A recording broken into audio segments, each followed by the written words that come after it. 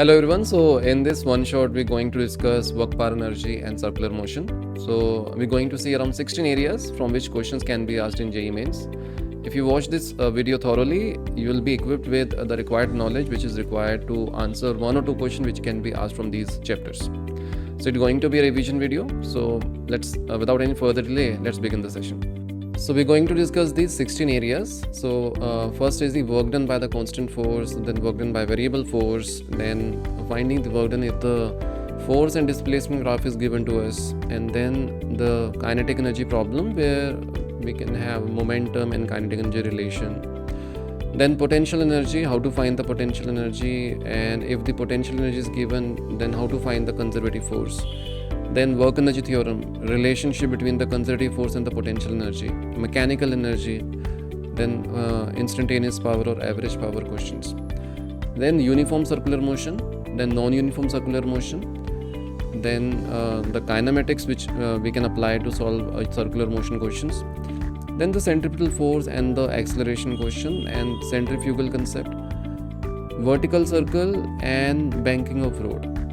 Right, so let's start with the very first area, that is the work done by the constant force. So let us see this question. A block of mass 100 kilograms slides over a distance of 10 meters on a horizontal surface. If the coefficient of friction between the surfaces is 0.4, then what is the work done against the frictional force? And we have given G as 10 meters per second square, right? So there is a block which is having a mass of 100 kilograms and it is sliding on a surface which is rough, and the displacement of the block is 10 meter. So displacement is given.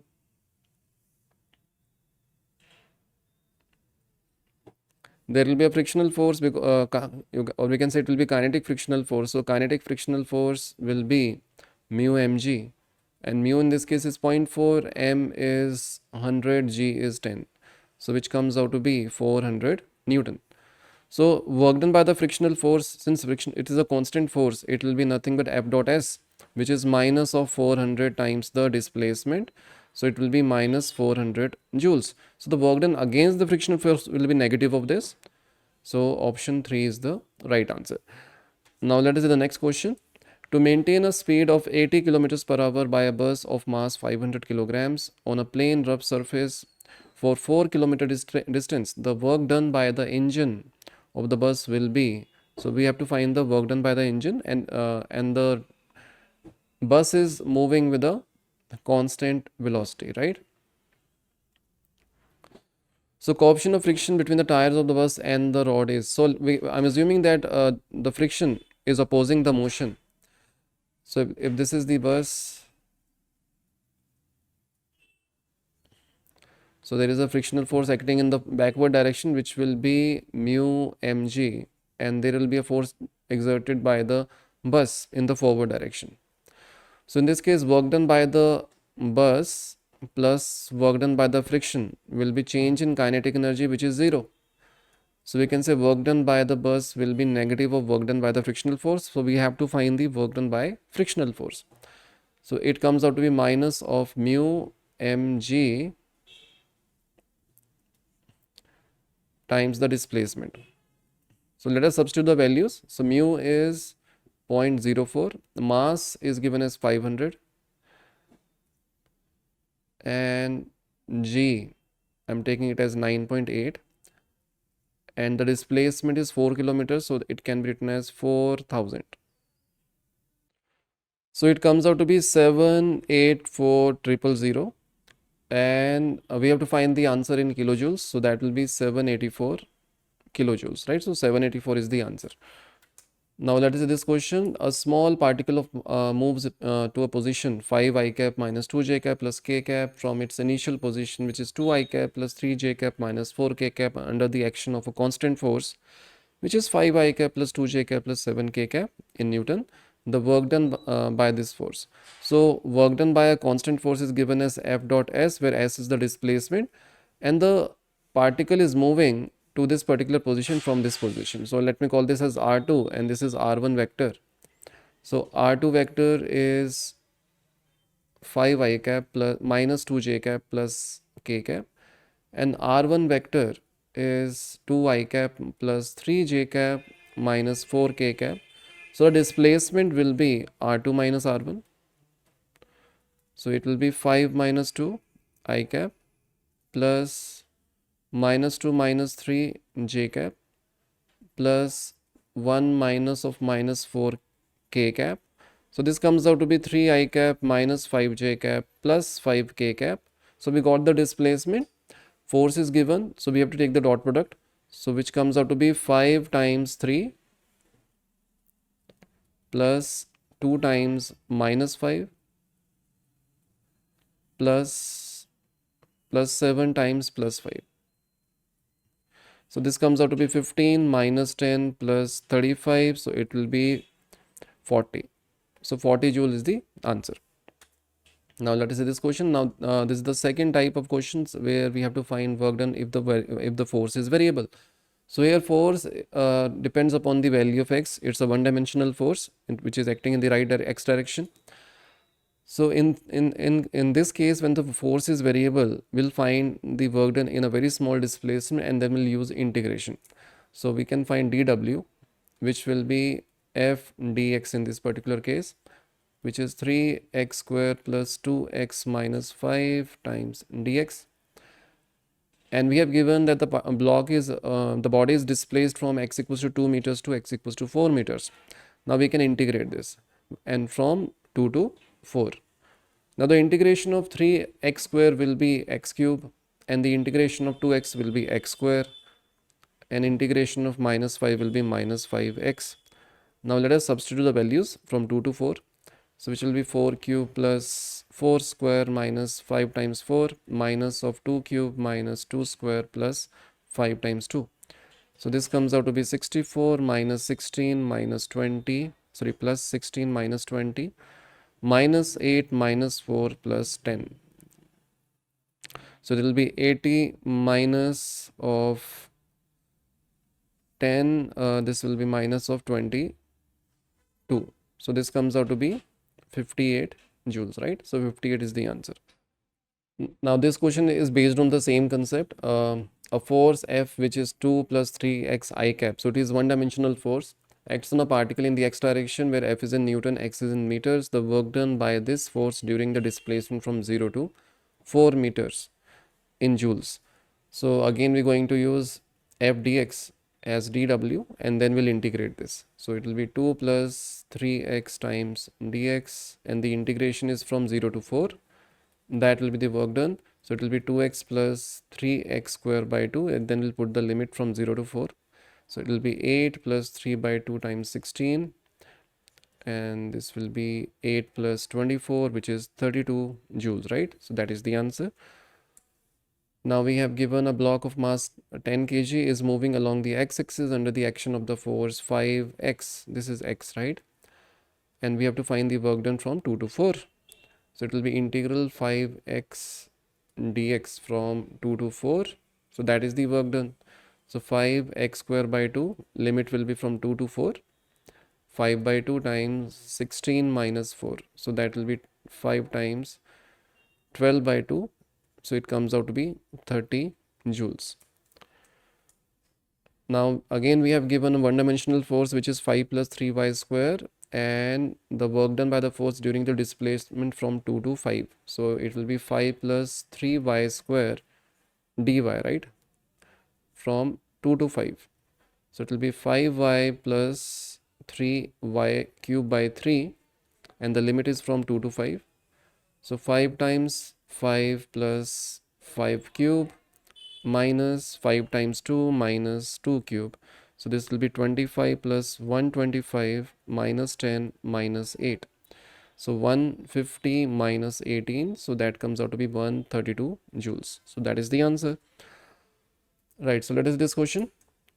Identify the correct statement from the following. Work done by a man in lifting a bucket out of a well by means of a rope tied to the bucket is negative.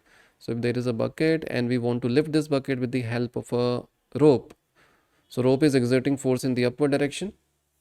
Displacement is also in the upward direction, so it should be positive. So option, statement A is incorrect. Work done by the gravitational force in lifting a bucket out of the well by a rope tied to the bucket is negative. Gravitational force is acting in the downward direction.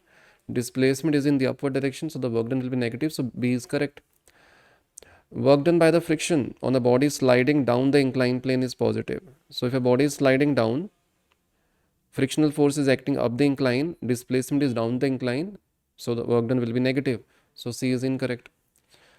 Work done by the applied force on a body moving on a rough horizontal plane with a uniform velocity. If a body is moving with a uniform velocity and we are exerting a force, it means we are exerting force in the right direction, there will be some frictional force in the backward direction, and it is going, so this external force is same as the frictional force, magnitude will be same as the frictional force, so work done will be positive in this case, right?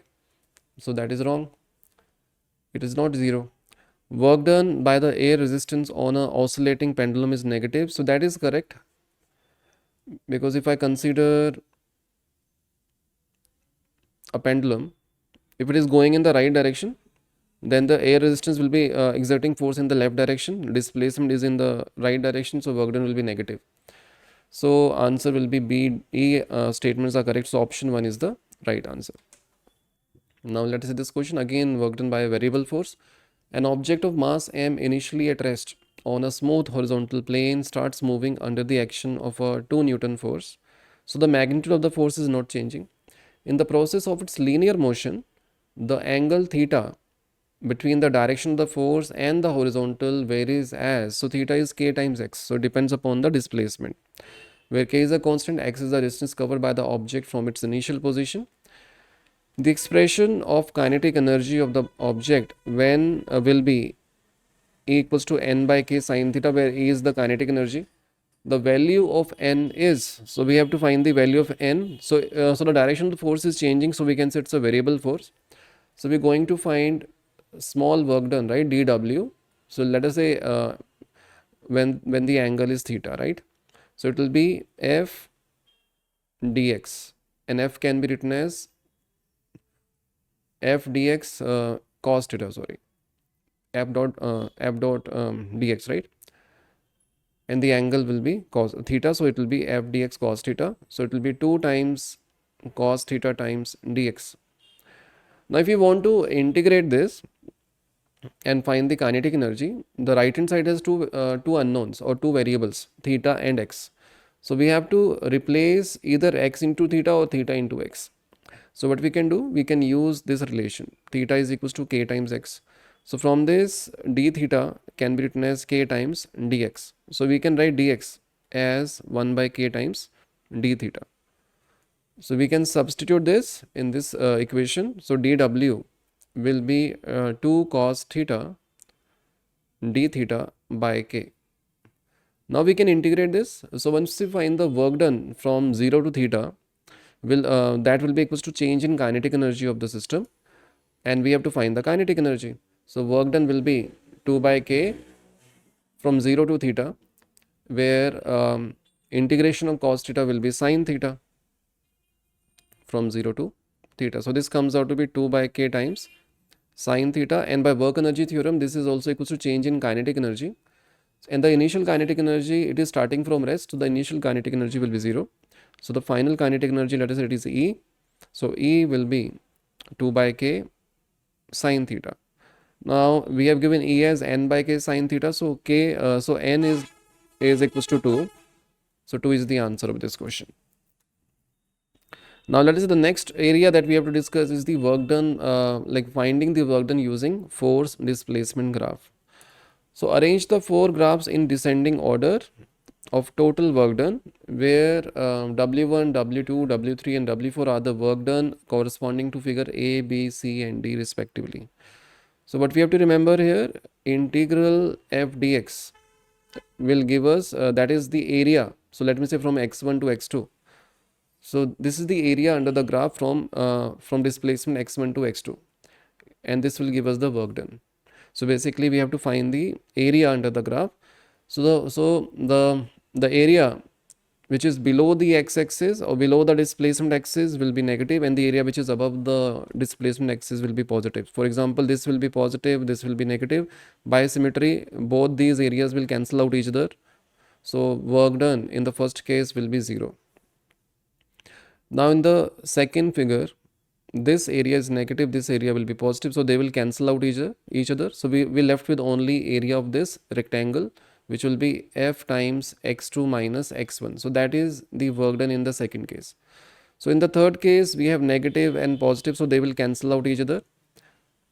And we have this area plus this area, right? So we can say work done in the third case will be greater than work done in the second case because of this additional work done, right? So in the fourth case, this area will get cancelled out with this area. This is positive and this is negative, right? And this area, magnitude of this area is greater than magnitude of this area. So we can say work done in this fourth figure will be negative. So it is negative. So from this we can clearly see that W3 is greater than W2, and which is greater than W1, and this is greater than W4. So option A is the right answer. Now let us the next problem, which is based on kinetic energy.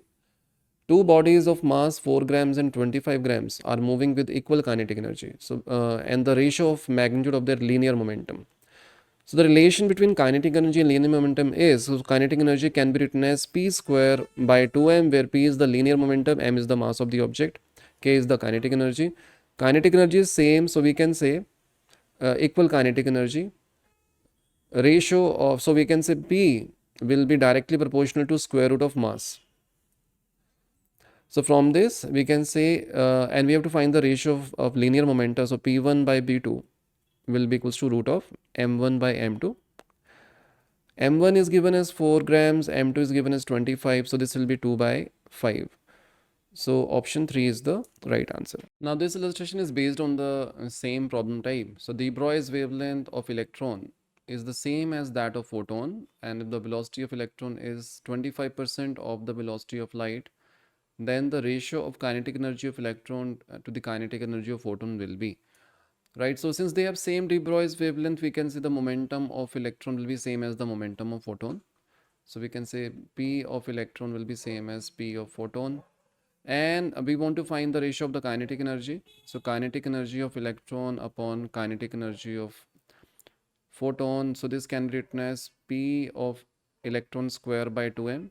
So that is the kinetic energy of the electron divided by photon. So we know that in case of photon, the momentum of photon will be given as energy of the photon divided by c, right? So energy or kinetic energy of the photon can be written as c times the linear momentum of the photon. So this can be written as c times linear momentum of the photon. So since they have equal momenta, we can cancel one of the momentum. So we will get Pe divided by 2mc, and Pe can be written as half mve square divided by 2mc, and we have given ve is 25% of the speed of light, so that will be 25 by 100 times c, so which is c by 4. Now let us substitute the values. So this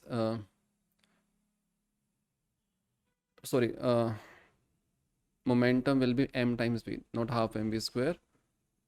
So this will be, m will get cancelled out, and ve is c by 4 divided by 2c. So this comes out to be 1 by 8. So option 2 is the right answer. Now that is the next question based on the same problem type. An artillery piece of mass m1 fires a shell of mass m2 horizontally. Instantaneously after the firing, the ratio of the kinetic energy of the artillery and that of the shell. So this question is based on momentum conservation. So there is an artillery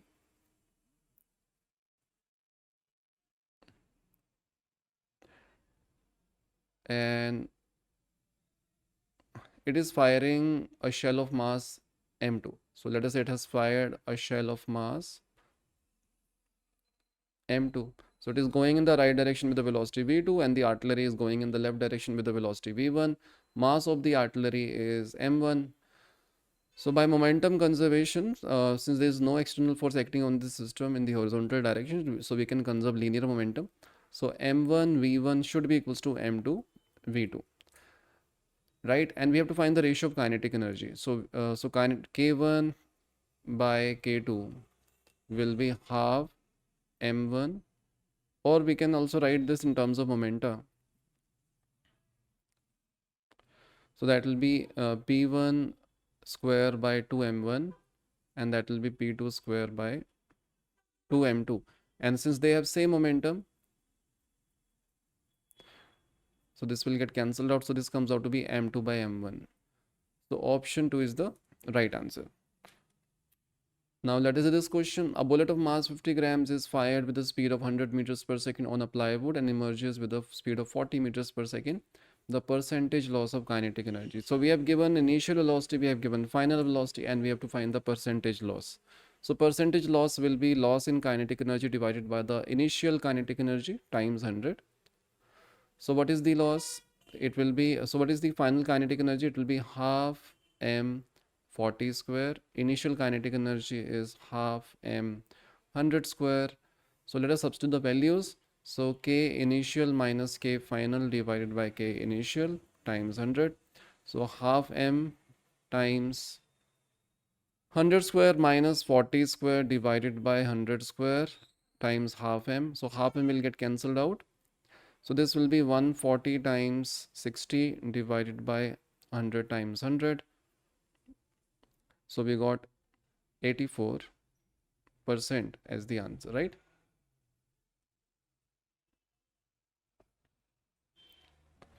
Option 1 is the right answer.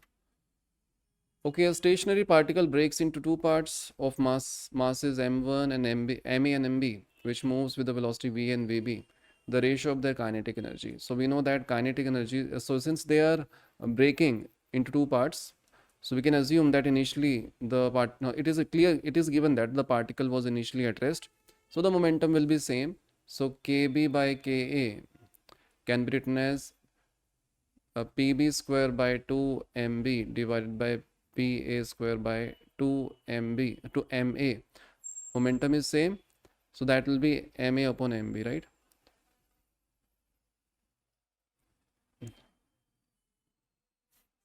Velocities are given, and so since their momentums are same, so pa is equals to pb, so we can say ma va is equals to mb vb. So ma upon mb can be written as vb upon va. So this can also be written as vb upon va. So option 1 is the right answer. Okay, next question based on the same problem type. A ball is projected with an energy E at an angle of 60 degree with the horizontal. So we're projecting a ball with energy E at an angle of 60 degree. The kinetic energy of the ball at the highest point of its flight.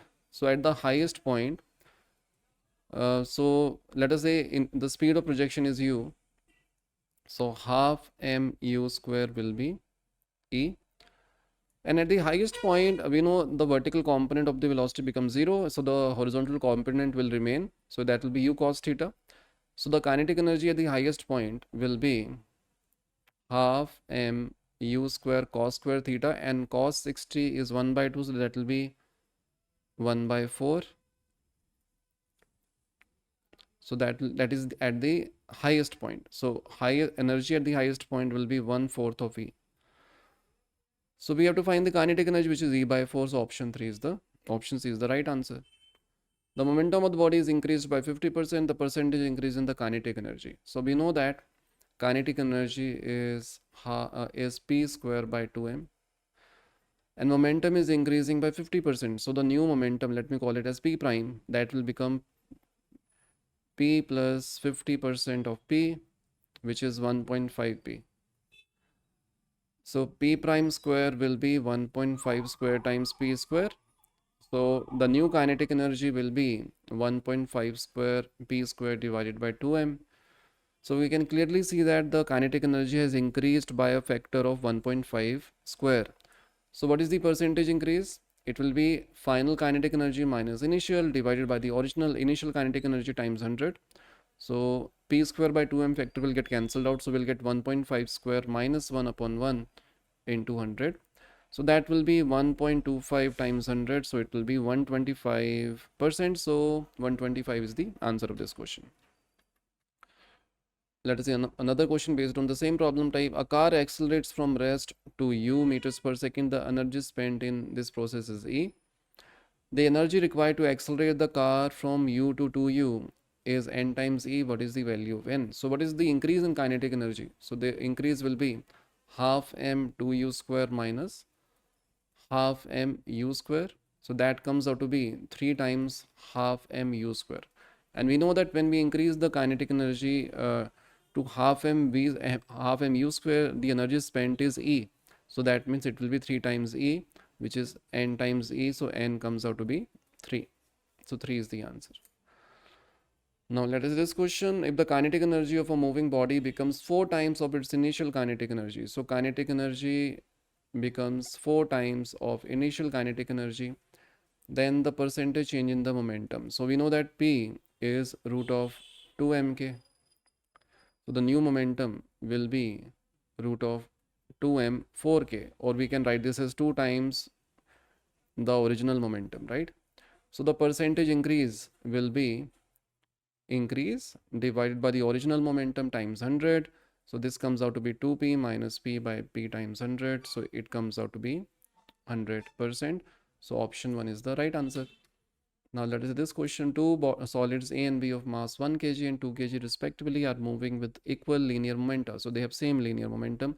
The ratio of the kinetic energy will be A by 1, so that the value of A will be, so we know that kinetic energy is P square by 2m and they have same momenta. So K is inversely proportional to the mass.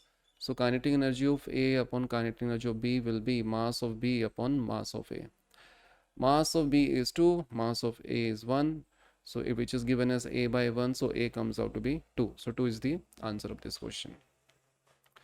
Okay, a bullet of mass 200 grams having initial kinetic energy of 90 joules is shot inside a long swimming pool as shown in the figure. If its kinetic energy reduces to 40 joules within 1 second, the minimum length of the pool the bullet has to travel so that it completely comes to rest. So what we have given, when in 1 second, so there is a bullet in 1 second, due to the resistance offered by the water, its kinetic energy has decreased. So earlier it was 90 joules, then it will become 40 joules, right? And this happens in 1 second. So that is t equals to 0 and this will be t equals to 1 second. So so can we find the retardation produced in the bullet? Yes, we can find the retardation. 90 joules will give us the initial velocity, 40 joules will give us the final velocity or after 1 second. So we can say half m u square will be 90. So m is 0.2 kilograms. So that will be 0.1 times u square equals to 90. So, or u will be 30 meters per second. And v, so half m v square will be 40, or we can write this as v to be that will be 400. So v square root of 400 will be 20. So the retardation will be u minus v by t. U is 30 minus 20 divided by t is 1 second. So it comes out to be 10 meters per second square. So we can say the retarding force, if I assume constant retarding force, so that will be mass times the acceleration, so which is 2 Newton, and this force is acting in the opposite direction. So the bullet has to travel so that it completely comes to rest, the minimum length of the pool. So if the bullet is moving with a kinetic energy of 90 joules, when it comes to rest, kinetic energy becomes 0. So we can say work done by the resistive force should be equal to change in kinetic energy. So work done will be minus of 2 times the displacement, let us say it is x, and change in kinetic energy will be final will be 0, initial is 90. So this will give us x as 45 meters. So option A is the right answer. Now let us see this question. The momentum is increased by 20%, then the kinetic energy increases by, so kinetic energy is p square by 2m and momentum new momentum is 20% more than the initial momentum, so 1.2 times the initial momentum. So new kinetic energy will be 1.2 square times p square divided by 2m. So the kinetic energy is increased by the factor of 1.2 square. So the percentage increase in kinetic energy will be k prime minus k divided by original kinetic energy times 100. So that will be 1.2 square minus 1 by 1 times 100, or 0.44 times 100. So it comes out to be 44%. So option C is the right answer. Okay, next let us see this question. An electron with a kinetic energy k1 enters between parallel plates of a capacitor at an angle of alpha with the plate. So we've given parallel plate. Let's say this is positive plate, this is negative plate, and it enters with the kinetic energy k1 with the angle alpha, which is angle alpha with the plates. So it is entering with an angle alpha, and since it's an electron, it will experience electric force in the upward direction, and due to that it will move in a curved path and it will come out, and its kinetic energy becomes k2, and this angle becomes beta,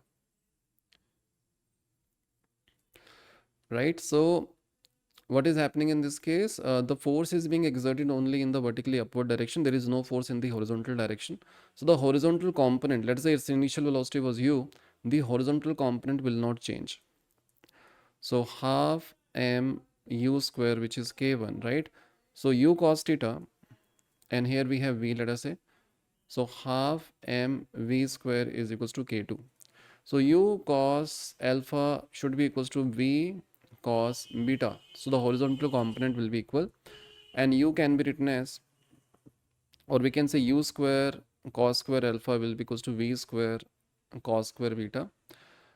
And from first and second equation, we can find v square by u square as k2 by k1. So cos square alpha is equals to v square by u square cos square beta, or we can write this as k2 by k1 cos square beta. And we have to find k1 by k2. So k1 by k2 will be cos square beta upon cos square alpha. So option 2 is the right answer. Let us see this question. Two particles having masses 4 grams and 16 grams respectively are moving with equal kinetic energy. So the kinetic energy is equal, masses are different, and we know the kinetic energy is p square by 2m. So that linear momentum will also be different. So linear momentum p square will be directly proportional to mass because kinetic energy is same. The ratio of the momenta, so we can say p2 by or p1 by p2 will be root of m1 by m2. m1 is given as 4, m2 is given as 16, so that will be root of 1 by 4, which is 1 by 2. So n is nothing but 1, right? Right, so now let us move to the next problem type or next area where we'll talk about potential energy. A body of mass 50 kg is lifted to the height of 20 meters from the ground in two different ways as shown in the figures. The ratio of work done against the gravity in both the respective cases will be.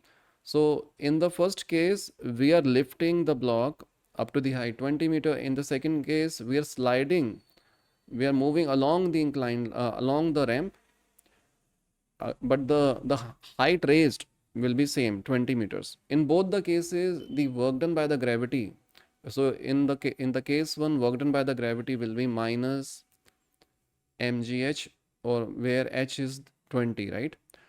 In the second case, work done by the gravity will be minus mgh, again the height is same, so we can say work done against the gravity in both the cases will be equal, so answer will be 1:1. Let us see this question. A 0.4 kilogram mass takes 8 seconds to reach ground when dropped from a certain height p above the surface of the earth. The loss of potential energy in the last second of fall. Right, so last second of fall, so what we can do, it takes 8 seconds to come to ground, right? So basically we need to find the displacement. If you are able to find the displacement in 8th second, then we can find the loss in gravitational potential energy by using mgh. So let us first find the displacement in 8th second. So we know the formula is u plus a by 2, 2n minus 1. So it will be initial velocity is 0 because it is released from rest.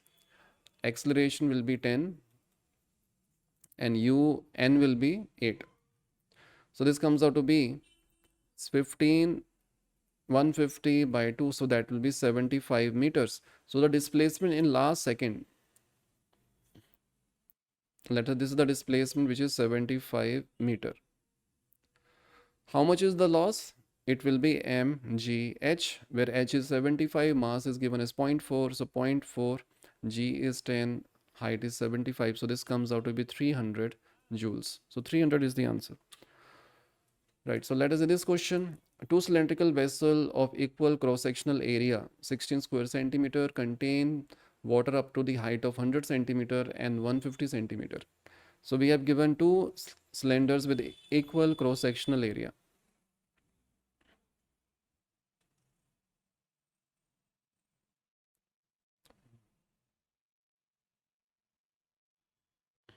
Right, and initially the water contained is up to 100 and 150. Let us say in this the level of the water is 100 centimeter. In this container the level of water is 150.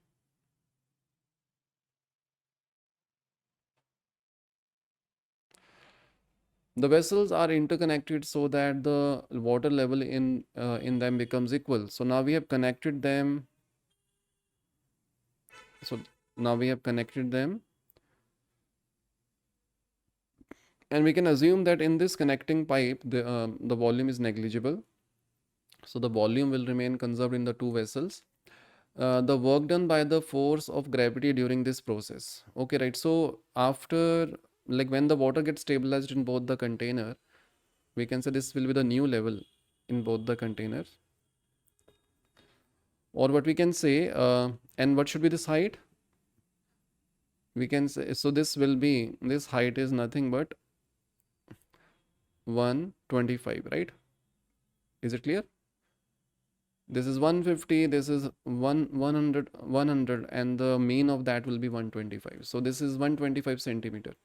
So what we can say, that much water has moved to this region. Okay, if we consider only that much volume of water, then its center of mass. So this is the center of mass of this particular volume. So this mass has come down by what distance? So that will be nothing but 50. Sorry, not 50, that will be 25. So this difference is 25 centimeters. So how much it has come down? 25 centimeter. What is the mass of this volume? So that will be density times volume, right? That is mass. So density is 10 raised to power 3, and the volume will be area of cross section times the height. Area of cross section is 16 into 10 raised to power minus 4 square meter, and this height is 25. So 25 by 100. So 1 by 4. So this will be 4. So m comes out to be 4 into 10 raised to power minus 1, or 0.4 kilograms. So what is the work done by gravity? That will be mgh. M is 0.4, G is 10, and H in this case will be 25. So 25 by 100, so that will be 4. It will be 0.1, so that will be 1 joule. So option B is the right answer.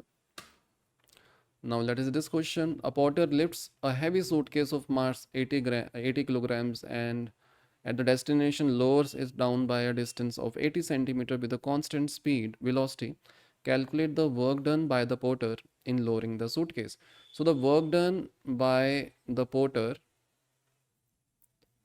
plus work done by the gravity, that should be equals to change in kinetic energy, and we have given that it is lowering the weight with a constant velocity. So this delta k will be 0.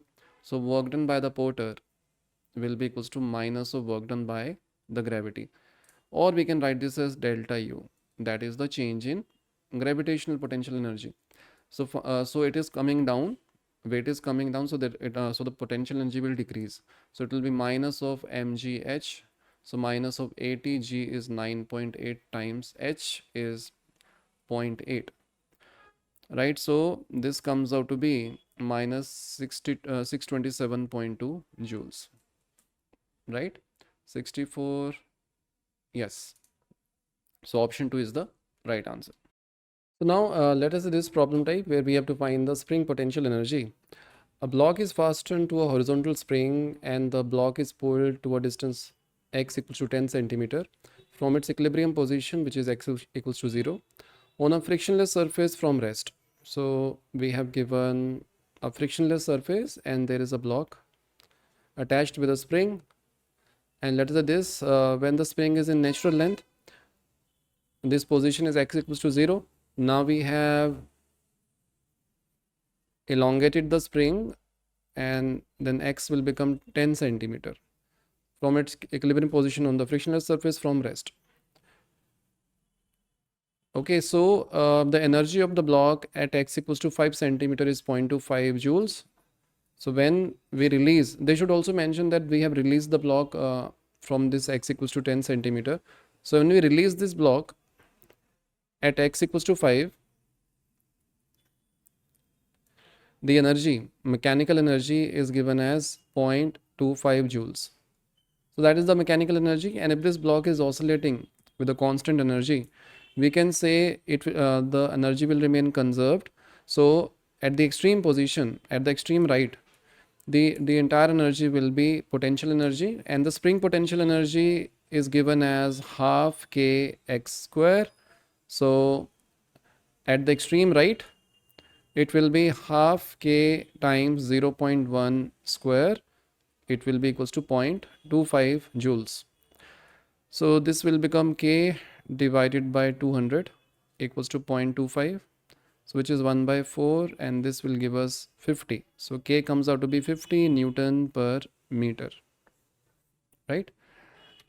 Now let us the question based on potential energy. Water falls from a height of 40 meters high dam at a rate of 9 into 10 raised per 4 kilogram per hour. So in 1 hour, that much amount of water is falling from 40-meter height. 50% of the gravitational potential energy can be converted into electrical energy. Using this hydroelectric energy, number of 100-watt lamps that can be lit is. So first of all, we have to find how much energy is available, electrical energy is available to light up the lamps. So let us find that. So in 1 hour, 50% of the gravitational potential energy is getting converted into electrical energy. So we can say it will be mgh. So in 1 hour, how much gravitational potential energy we have? It will be 9 into 10 raised per 4. G is 10, h is 40. So that comes out to be 36 times 10 raised per 6. So that much joules of energy is available in 1 hour.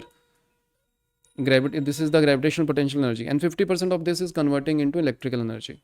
So 50% of 36 into 10 raised per 6 will be 18 into 10 raised per 6 joules. So that much is available per hour. So in per second, 18 into 10 raised per 6 joules divided by 3600 seconds. So this will give us 0.5 into 10 raised per 4 watt. So that much energy is available. How many 100-watt lamps it can light? So we can say it will be 0.5 into 10 raised per 4 divided by 100. So it will be 0.5 into 10 raised per 2. So which comes out to be 50 bulbs, right? So the answer will be option B. Now let us see this question. For a body projected at an angle with the horizontal from the ground, choose the correct statement. So statement 1, gravitational potential energy is maximum at the highest point. So that is correct. Because as the distance of the object from the Earth's surface increases, its gravitational potential energy increases. And at the highest point, at the maximum height, its height from the ground is maximum. So the gravitational potential energy will be maximum. The horizontal component of velocity is 0 at the highest point. That is incorrect. At the highest point, horizontal component will remain same as u cos theta. So second is incorrect. the vertical component of momentum is maximum at the highest point. At the maximum height, vertical component velocity becomes 0. So momentum will also become 0 in the y direction, or in the vertically up in vertical direction. So that is incorrect. The kinetic energy is 0 at the highest point of the projection. That is incorrect. It has kinetic energy at the highest position. So option 1 is the right answer. Now let us this question. A block is simply released from the top of an inclined plane as shown in the figure.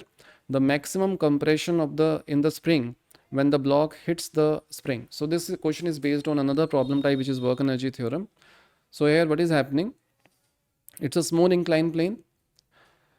So, and we have to find the maximum compression. So what is happening in this case? The gravitational potential energy is getting converted into spring potential energy, right? So here, and in this region, we have given friction. So it means, and I'm assuming there is no change in the kinetic energy when it comes from the inclined plane to the horizontal surface. So what we can do, there will be work done by the frictional force plus work done by the gravitational force plus work done by the spring force. That should be equal to change in kinetic energy. So this is our initial instant, and when the block is having maximum compression, when the spring is having maximum compression, that is our second state. So I'm applying work energy theorem between these two instants. So work done by the frictional force will be, so this is 2 meter. So work done will be minus Fk, that is the frictional force, kinetic frictional force, times the displacement. Let us say the spring has compressed by a distance x, so it will be x plus 2. Now work done by the gravitational force, since the block is coming down, the work done will be positive, that will be mg h. Now what is this vertical height? It will be 10 sine theta, so 10 sine 30 degrees. Now what is the work done by the spring force? Now this work done by the spring force can be written as minus of delta u, which is minus half k x square, and there is no change in the kinetic energy. Initial velocity is 0 when the spring is in maximum compression. Again velocity is 0, so delta k will be 0. So k is given as 100, so this will give us 50, and this will give us 5. G is, so I'm taking G as 10, mass is given as 5, so this entire thing will be 5 times 5, 25, 250, and frictional force will be mu mg. Mu is 0.5, mass is 5, G is 10, so it comes out to be 25. So minus 25 times x plus 2 plus 250 minus 50x square. Now we got a quadratic. So let us simplify this. So let us divide throughout by 25. So that will be 10 and that will be 2. So we will get 2x square plus x minus 10 plus 2. So that will be 2x square plus x minus 8. So x comes out to be minus b plus minus root b square minus 4, 8, 4 to the 8, 64 divided by 2 times 2. So it will be minus 1 plus minus root of 65 divided by 4. And we have to find the approximate answer. So this will be 8 minus 1 by 4. So that will be 7 by 4. And it comes out to be nearly 8, right, 1.75. So it should be 1.75 meter. So the maximum compression will be nearly 2 meters. So option 4 should be the answer of this question. So now let us say this illustration based on work energy theorem. The bob of a pendulum was released from a horizontal position. The length of the pendulum is 10 meter. If it dissipates 10% of its initial energy against air resistance, the speed with which the bob arrives at the lowest position. So here we have given a bob in the horizontal orientation. Now we have released this bob, and while coming down it loses 10% of its initial energy. So if I assume at the lowest position the gravitational potential energy is 0. So here it will be mgh, right? So mgl, where L is the length of the string. Now the 10% of this has been lost. So we can say at the bottom, what will be the energy? It will be 90%, 0.9 of mgl. Now this 90% of the energy is nothing but the kinetic energy. That will be half mv square, so m will get cancelled out. So v square will be 1.8 times g times L, which is 10. So v comes out to be the root of 180. And this can be written as 9 into 20. So which will be, or we can also write this as 9 times 4 times 5. So which will be 6 root 5. 6 root 5 meters per second should be the answer. Option 1 is the right answer. Now let us see this question based on the same problem type. A particle is placed at a point A of the frictionless track ABC as shown in the figure. It is gently pushed towards right. The speed of the particle when it reaches the point B. So here what is happening? The gravitational potential energy is decreasing and kinetic energy is increasing. So we can say the loss in gravitational potential energy will be equals to gain in kinetic energy. So loss will be mgh. So it has come down by what is the displacement, vertical displacement, that is 0.5. So mg times 0.5, and the gain will be half mv square, and we have to find the speed at B. So m will get cancelled out. I'm taking g as 10, so that will be 10. So v square will be 10, so v comes out to be root of 10 meters per second. So option 2 is the right answer. Now let us this question. A body of mass m kilograms slides from rest along the curve of a vertical circle from point A to B in a frictionless path. The velocity of the body at B. So again, we are releasing a body and it is moving in this vertical circle. On this frictional, you can say there is a groove, there is a vertical groove, and in this groove, this particle is moving without any friction. So it is coming down. So the gravitational potential energy is decreasing and kinetic energy is increasing. So we can apply loss in gravitational potential energy will be equal to gain in kinetic energy. So what is the vertical displacement of the block from A to B? It will be this is r, and that will be r sine 45 or r by root 2. So we can say loss will be mg r times 1 plus 1 by root 2, and the gain in kinetic energy will be half mv square, where v is the velocity at B, at A velocity is 0. So m will get cancelled out, so that will be 2gr times 1 plus 1 by root 2, that will be v square.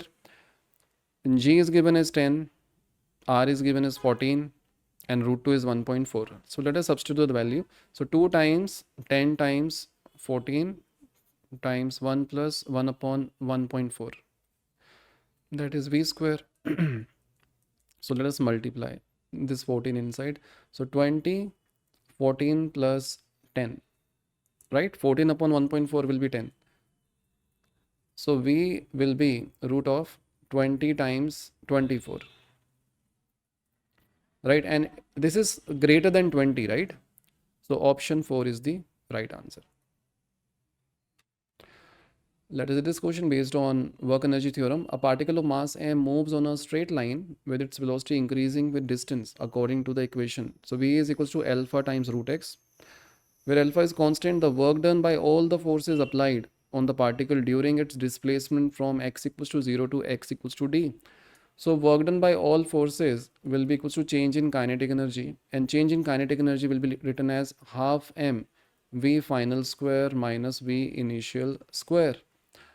So mass is m, v final is the velocity at x equals to d.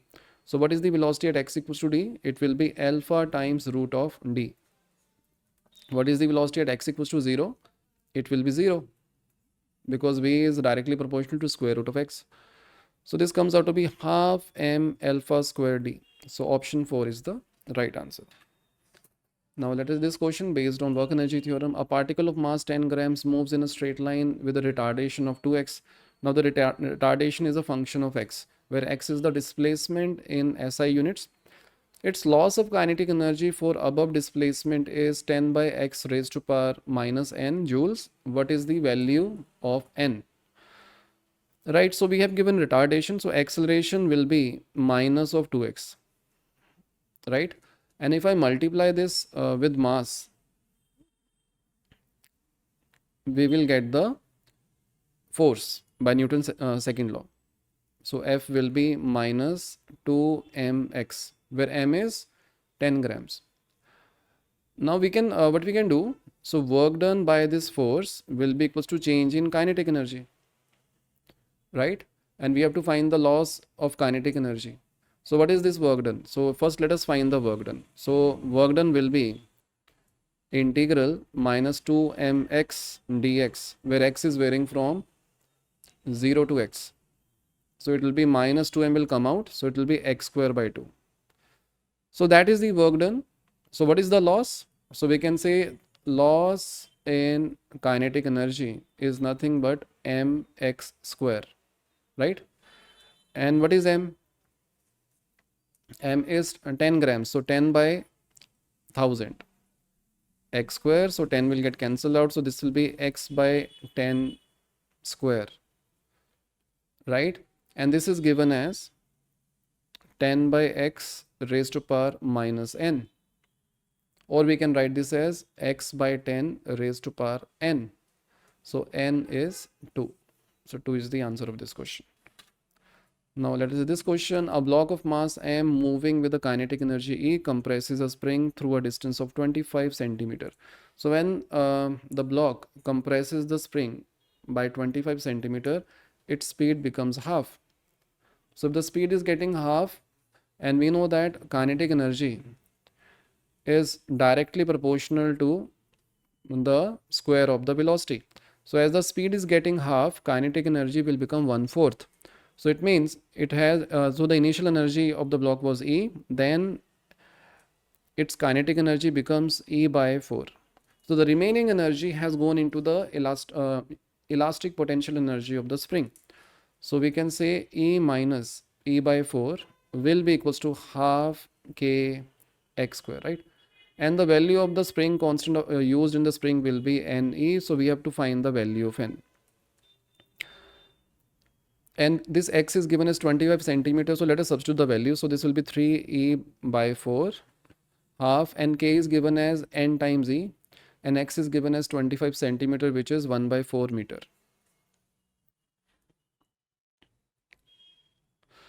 So e will get cancelled out. This will give us 2. So we have 3 by 2 is equals to n times 1 by 16. So this will give us 8. So 24 is the answer, right? So n will be 24. Now let us this question. Closed circular tube of average radius 15 centimeter, whose inner wall are rough, is kept in a vertical plane. A block of mass 1 kilogram just fit inside the tube. The speed of the block is 22 meters per second when it is introduced at the top of the tube. After completing 5 oscillations, the block stops at the bottom region of the tube. The work done by the tube on the block is, now so what is the work done? It is basically the work done by the frictional force. Let us say this tube is rough. So what is happening? The kinetic energy, there is a loss of kinetic energy and there is a loss of gravitational potential energy, because this block finally settles down at the bottom of the tube. So we can say the work done will be nothing but the loss in kinetic energy plus loss in gravitational potential energy. So what is the loss? We can say it will be half m v square. M is, it's a 1 kilogram block, v is 22, and the loss in gravitational potential energy will be mgh, and the diameter is given as 30 centimeter, and I'm assuming it's a small block, so its dimension will be negligible in comparison to the diameter. So we can say the vertical displacement of the block will be nothing but the diameter. So it will be mgh. So m, g is 10, and h will be 0.3. So it will be 484 by 2 plus 3. So it will be 2, 4, 2 plus 3. So that will be 245. So if you want to find the magnitude, it should be 245. Though the work done will be negative by the tube on the block. That is this question. A 0.5 kg block moving at the speed of 12 meters per second compresses a spring through a distance of 30 centimeter. When its speed is halved, the spring constant. The same question we have just did. This particular question, it is based on the same concept. So I'm keeping this as a homework. You can try this. If you solve this, you will get 600 as the answer. Now let us see this question. A block of mass 2 kg moving on a horizontal surface with a speed of 4 meters per second enters a rough surface ranging from 0.5 meter to 1.5 meter. So we have given x-axis. This is x equals to 0.5 meter, and let's say this is x equals to 1.5 meters. And this region is rough. So here its velocity is 4 meters per second and mass is 2 kilograms. The retarding force in this range of rough surface is related to the distance by minus kx. So force is minus kx where k is 12 Newton. The speed of the block as it just crosses the rough part. So work done by this force will be equals to change in kinetic energy. So what is the work done? It will be integral minus k, which is 12, x dx, where x is varying from 0.5 to 1.5.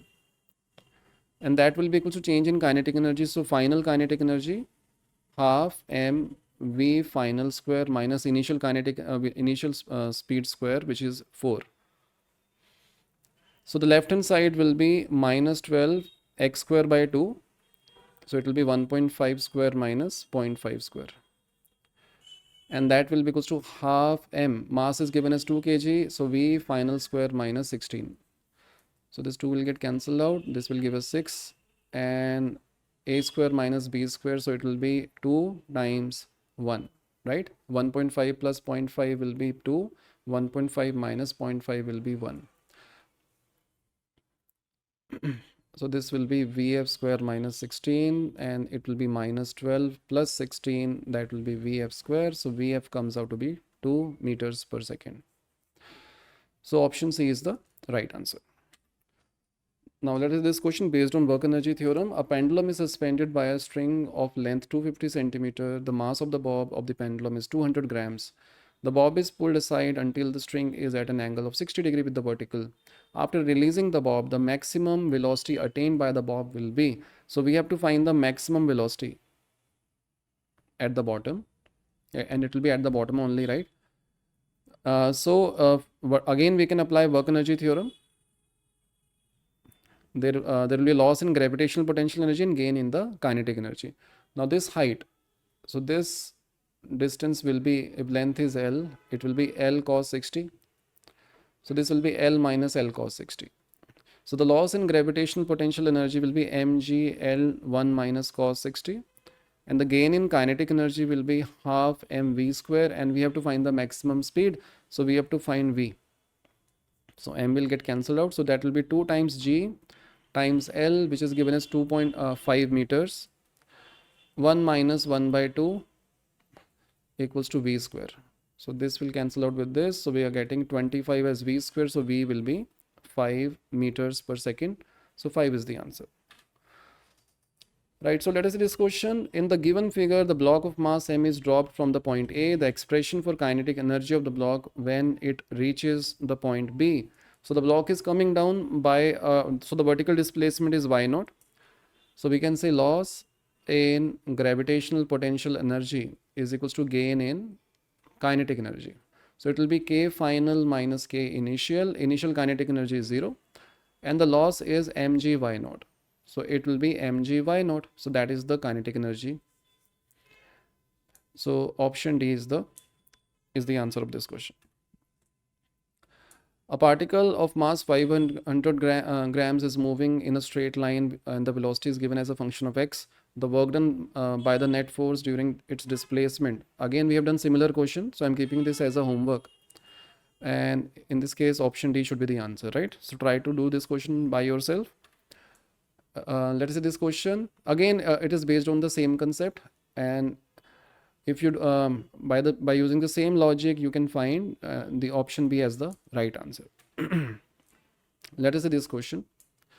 In a spring gun having spring constant 100 Newton per meter, a small ball B of mass 100 grams is put in its barrel as shown in the figure by compressing the spring through 0.05 meters. So the compression is 0.05. So we have acquired some spring potential energy. There should be a box placed at the distance d on the ground so that the ball falls in it. If the ball leaves the gun horizontally at the height of 2 meters above the ground, value of d. So we are placing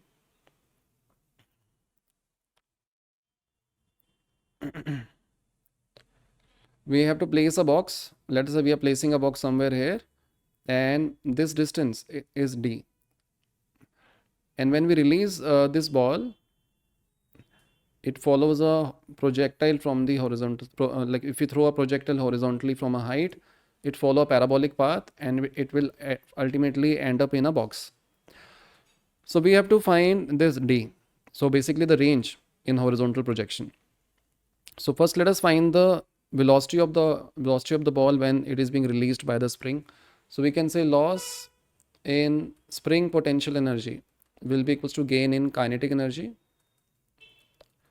So it will be half k x square, which is 0.05,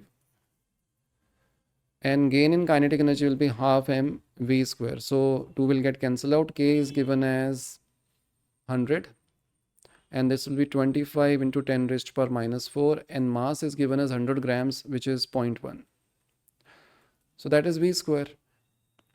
So we got 10 raised to power 3 minus 4 times 25.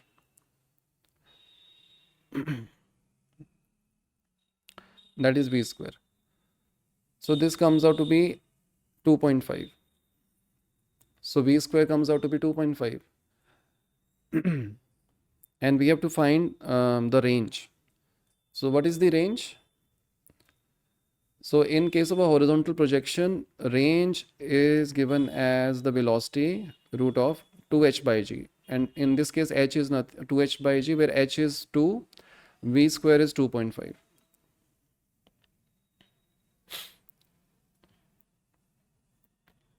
So it will be root of 5 by 2 times root of 2, h is 2, g is 10. So this 2 will get cancelled out. So it comes out to be 1 meter. So d will be 1 meter. Okay, so 1 is the answer. Okay, right. So the speed of the particle at B. So this the same question we have done. I am keeping this as a homework. And if you simplify this, if you try to find the answer, it comes out to be 10. So try to do this question by yourself. Okay, a ball of mass 4 kg moving with a velocity 10 meters per second collide with a spring of length 8 meter, and the force constant is 100 Newton per meter. The length of the compressed spring is x. The value of x will be, so we have given say a spring, and let us say the spring is mounted with the wall. This length is given as 8 meter. Now we are compressing, so there is a ball which is moving with a, it has a mass 4 kg and it is moving with a velocity of 10 meters per second. So when it compresses this spring, so the maximum compression, in that case the length of the spring becomes x. So the compression in the spring will be 8 minus x. So we can say there is a loss in kinetic energy, there is a decrease in kinetic energy and increase in spring potential energy. So loss in kinetic energy will be equals to gain in spring potential energy. So what is the loss? That will be half m v square, and the gain in spring potential energy will be half k is 100, 8 minus x square.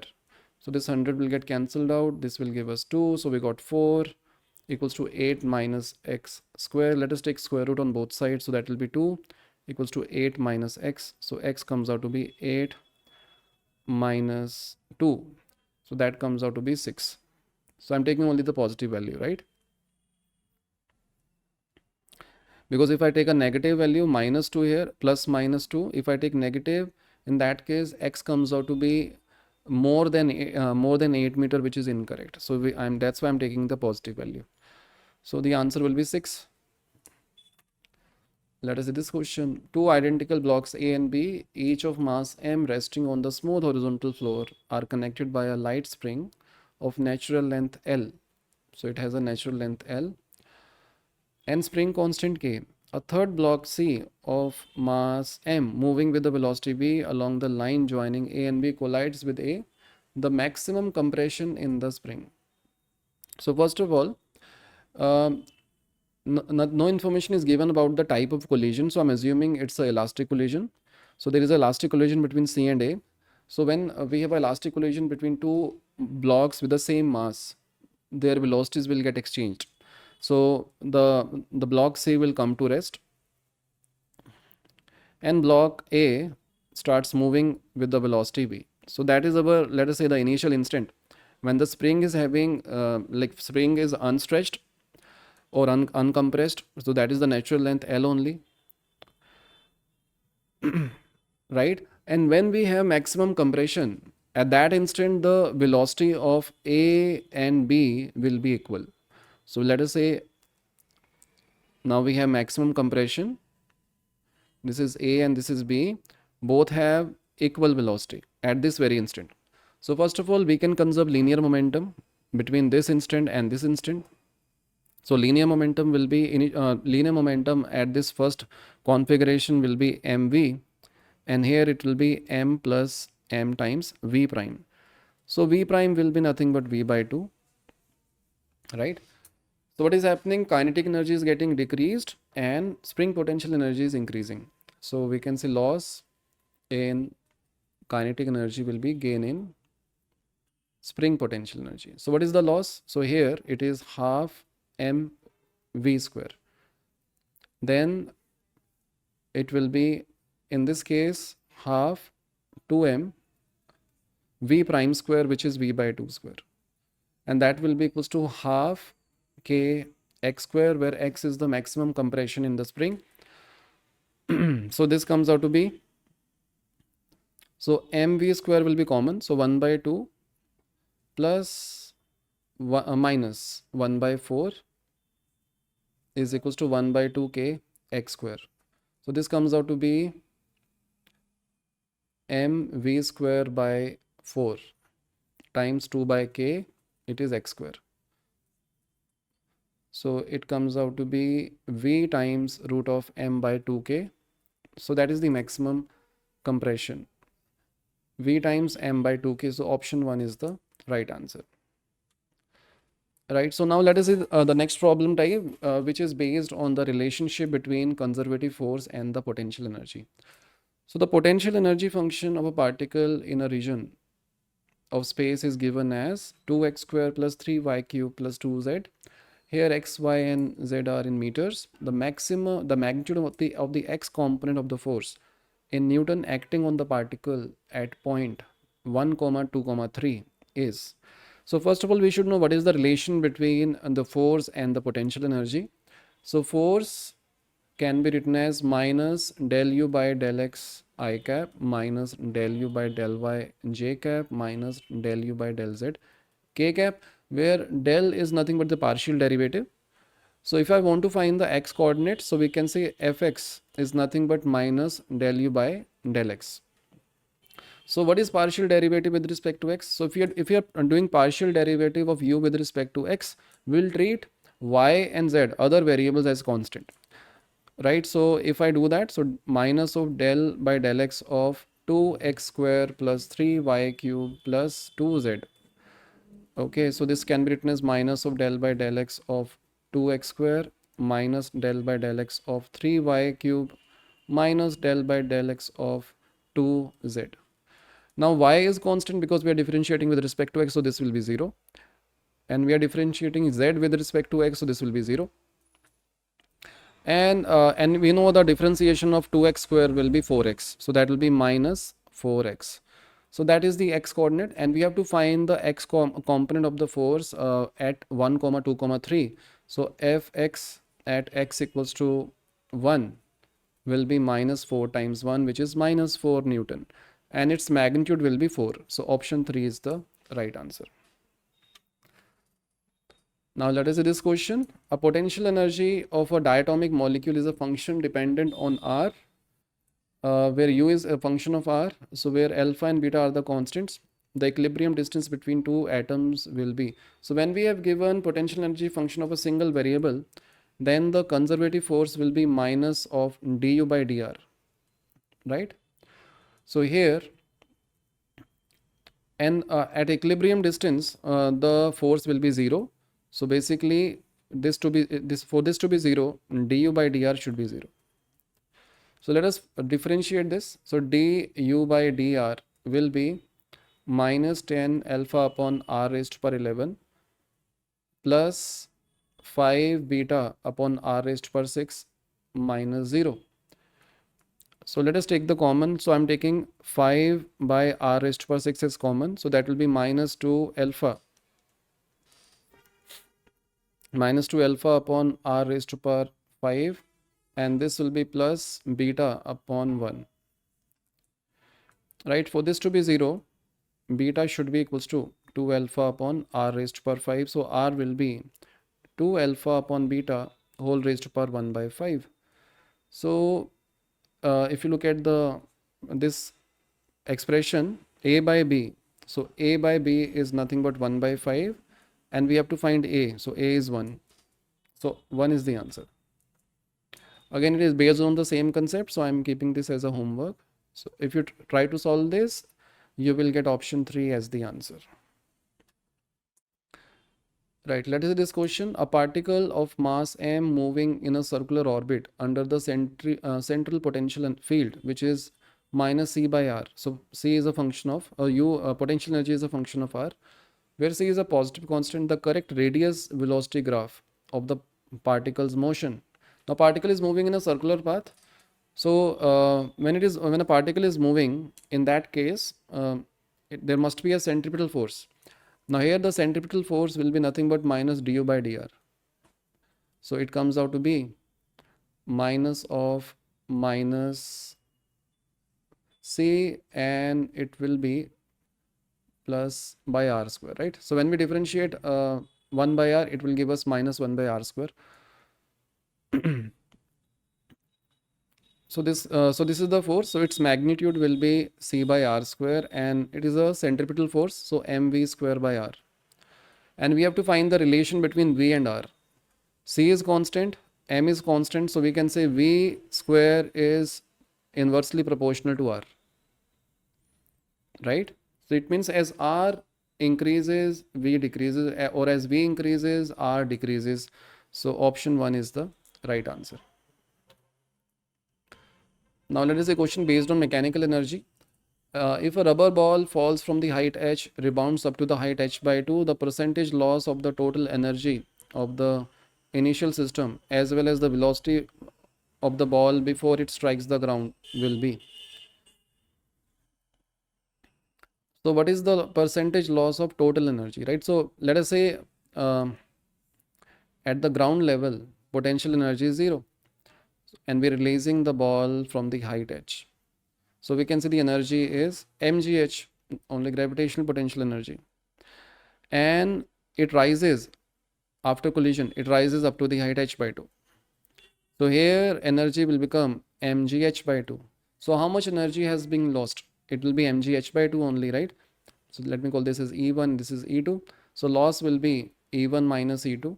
Original is E1 times 100. So that will be mgh by 2 divided by mgh times 100, which is 50%. So 50% is the loss. So option 3 is incorrect. And we have to also find the velocity of the ball before it strikes the ground. So just before hitting the ground, the velocity of the ball will be root of 2gh.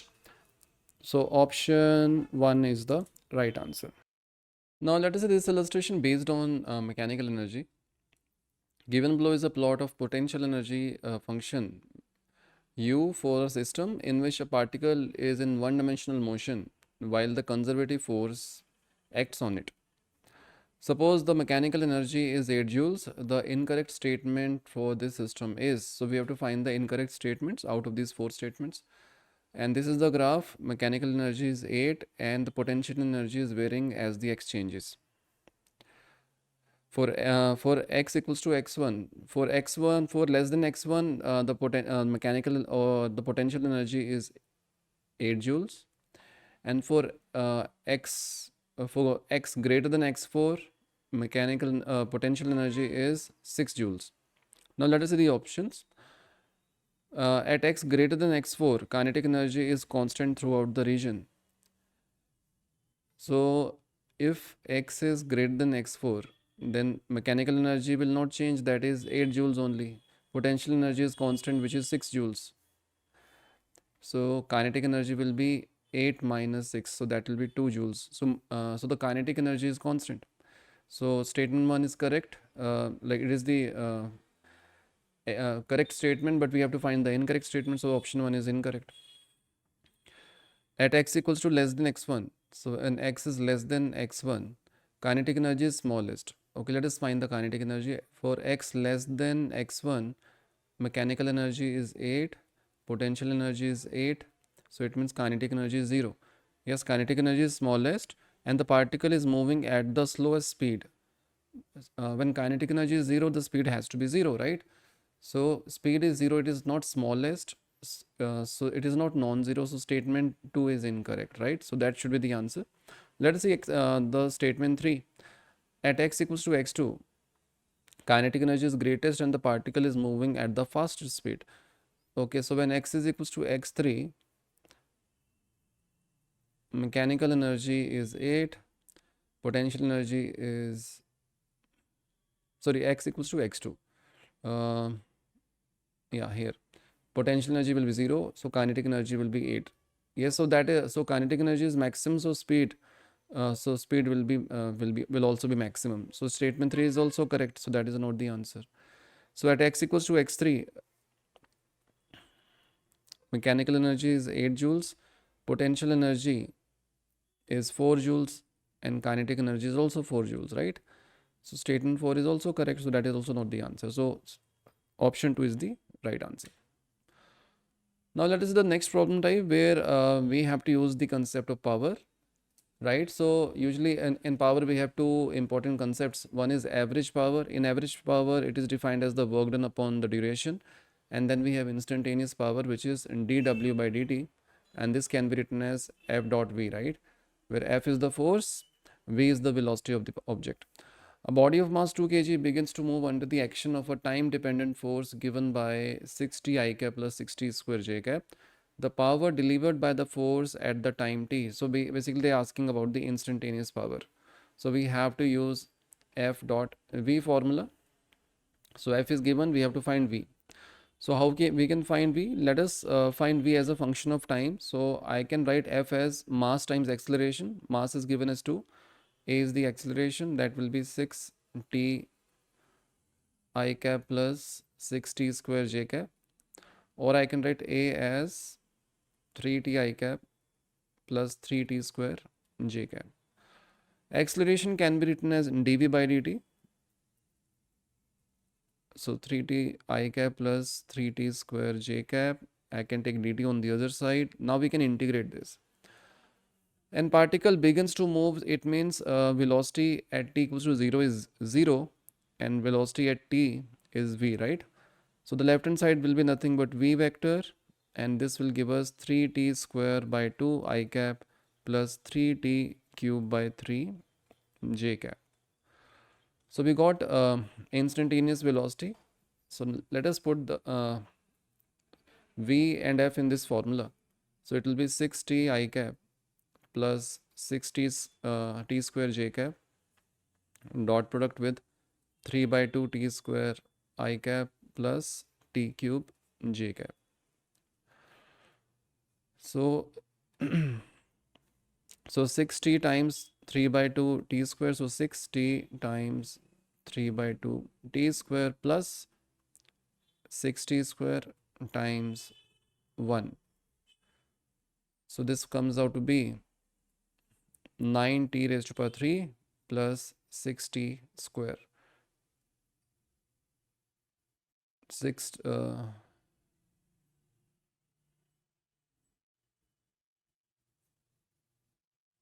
So this is cube, sorry, this will be t raised to power, oh sorry, this j is inside, right? So this will be t cube. So that will be t raised to power 5, not t raised to power 2. So 9t cube plus 6 t raised to power 5. So option 4 is the right answer. So that will be the instantaneous power. Now let us say this question: a body is moving unidirectionally under the influence of a constant power source. Its displacement in time t is proportional to. So power is constant, right? And we want to find displacement as a function of time, right? So let us apply instantaneous power formula. So power can be written as F times V, where F can be written as mass times acceleration, and acceleration can be written as dV by dt, right? Now from this we can say V dV is proportional to dt, right? Because P is constant, M is constant. Now if we integrate this, we will get V square by 2, or I'm just ignoring the constant factors because we have to find the proportionality, will be proportional to t, because integration dt is t. And so v can be written, we will be proportional to t raised to power 1 by 2. Now we can write v as dx by dt. So dx will be proportional to t raised to power 1 by 2 times dt. Now we can again integrate this. So x comes out to be proportional to t raised to power 3 by 2. Again, I'm ignoring constant factors. So the answer will be t raised to power 3 by 2. You can also remember this result because I have seen this question multiple times in JEE Mains.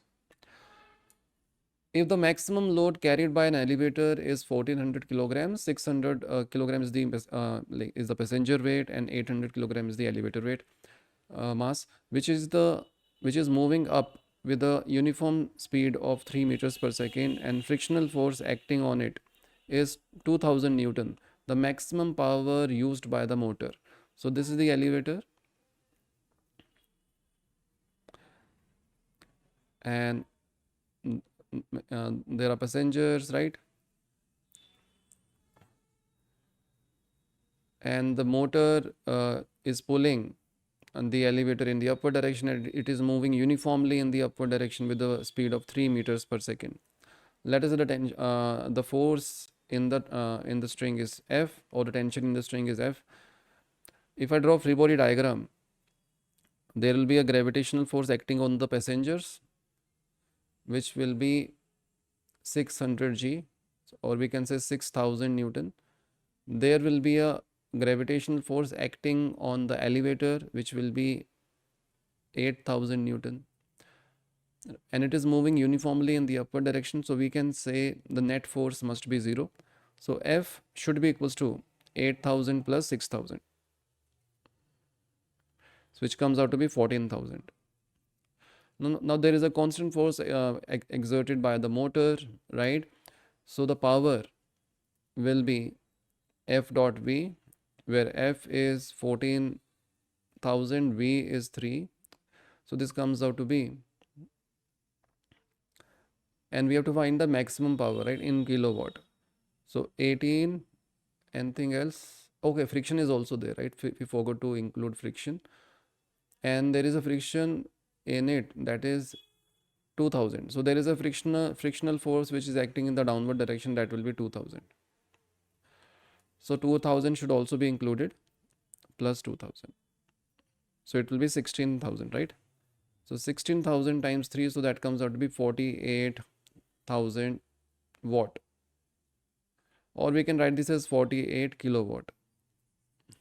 So 48 is the answer of this question. Now let us say this question: a block of mass 5 kg starting from rest pulled on a smooth inclined plane making an angle of 30 degrees. So there is an inclined plane which makes an angle of 30 degrees. And we are pulling a block of mass 5 kg on a smooth inclined plane with an effective acceleration of 1 meter per second square. Acceleration is given 1 meter per second square. The power delivered by the pulling force at t equals to 10 seconds from the start. So we are exerting a force. Let us say we are exerting a force F, pulling force, right? and there will be a weight component down the incline that will be 50 sine 30 degree, and there will be a weight component normal to the incline which is 50 cos 30 degree, and there will be a normal reaction. Acceleration is a, so if you apply Newton's second law in up the incline, so that will be F minus 50 sine 30 will be equals to mass times the acceleration, which is given as 1. So F comes out to be 5 plus 50 times 1 by 2, so that will be 30, right? So that comes out to be 30 Newton. So we are exerting a force of 30 Newton up the incline, and we have to find the power delivered by this force at t equals to 10 seconds. So what we have to do, we have to find the instantaneous power. So we need to find the velocity of the block at t equals to 10 seconds. So we can apply kinematics. So v will be equals to u plus at. So v and it is starting from rest. So u will be 0. Acceleration is given as 1. Time is 10. So it will be 10 meters per second. So the power delivered by the external agent will be 30 times 10. So it comes out to be 300 watt. Right? So 300 watt is the answer. Now let us see this question. A body is at rest. At rest is moved along the horizontal straight line by the machine delivering constant power. We have just did this question. The answer will be option 1, right? A body of mass 1 kg begins to move under the action of a time dependent force, which is t I cap plus 3t square j cap, and the power delivered by the above force at the time t equals to 2 seconds. Right, so we have given force, mass is given as 1, so we can find the acceleration, which will be nothing but t I cap plus 3t square j cap, and we have to find the instantaneous power at t equals to 2 seconds. So A can be written as dv by dt. So let us integrate this. So v and begins to move means initial velocity is 0. So when time is 0, velocity is 0. When time is t, velocity is v. So v vector will be t square by 2 I cap plus 3t cube by 3 j cap. So we got the instantaneous velocity, we know the force. So the instantaneous power will be F dot v. So it will be t I cap plus 3t square j cap dot product with t square by 2 I cap plus t cube j cap. So this comes out to be t cube by 2 plus 3t raised to power 5. And we have to find instantaneous power at t equals to 2 seconds. So power at t equals to 2 seconds will be 2 raised to power 3 by 2 plus 3 into 2 raised to power 5. So that will be 4, and 32 times 3, so 6, 9, so it comes out to be 100. So 100 is the answer of this question. Right, now let us see this question. An automobile of mass m accelerates starting from origin initially at rest. So initial velocity is 0 and it is starting from origin. While the engine supplies a constant power, the position is given as a function of time. Again, it is based on the same concept. We have just did this like where we have to find the proportionality, but here you have to keep the constant factors along with the calculation, right? So when you simplify this, when you try to solve this question, you will get option 4 as the right answer. So try to do this by yourself. A particle of mass m is moving in a circular path of constant radius r such that its centripetal acceleration is varying with time t as k square r t square. So centripetal acceleration is given to us, where k is a constant. The power delivered to the particle by the force acting on it is given as, okay, right? So let me first draw the diagram. So there is a particle which is moving in a circular path, and the centripetal acceleration is given, which is variable. AC is k square r t square, or we know that centripetal acceleration is v square by r, k square r t square. So we can say v is k r t. So speed is variable, speed is increasing with time, so it means there must be a tangential acceleration. So tangential acceleration is given as the rate at which the speed is changing, so dv by dt. So it comes out to be k times r.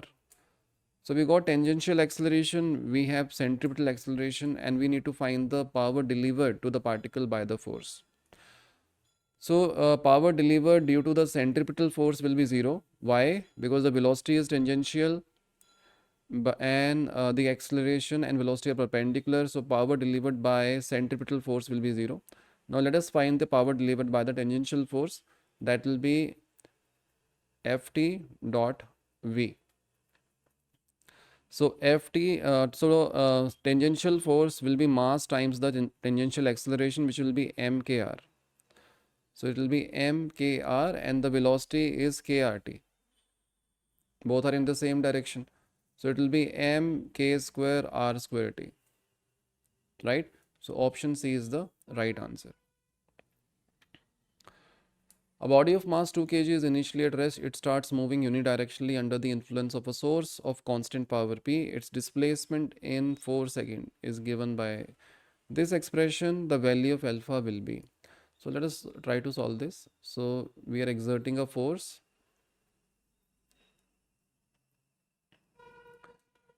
Mass is 2 kilograms. And the power delivered is constant. So P is equals to F times V, or we can write this, and we have to find the displacement. And F can be written as mass times acceleration, and acceleration can be written as dV by dt. This times V. So from this we can say P by M. M is 2 times dt will be V dV.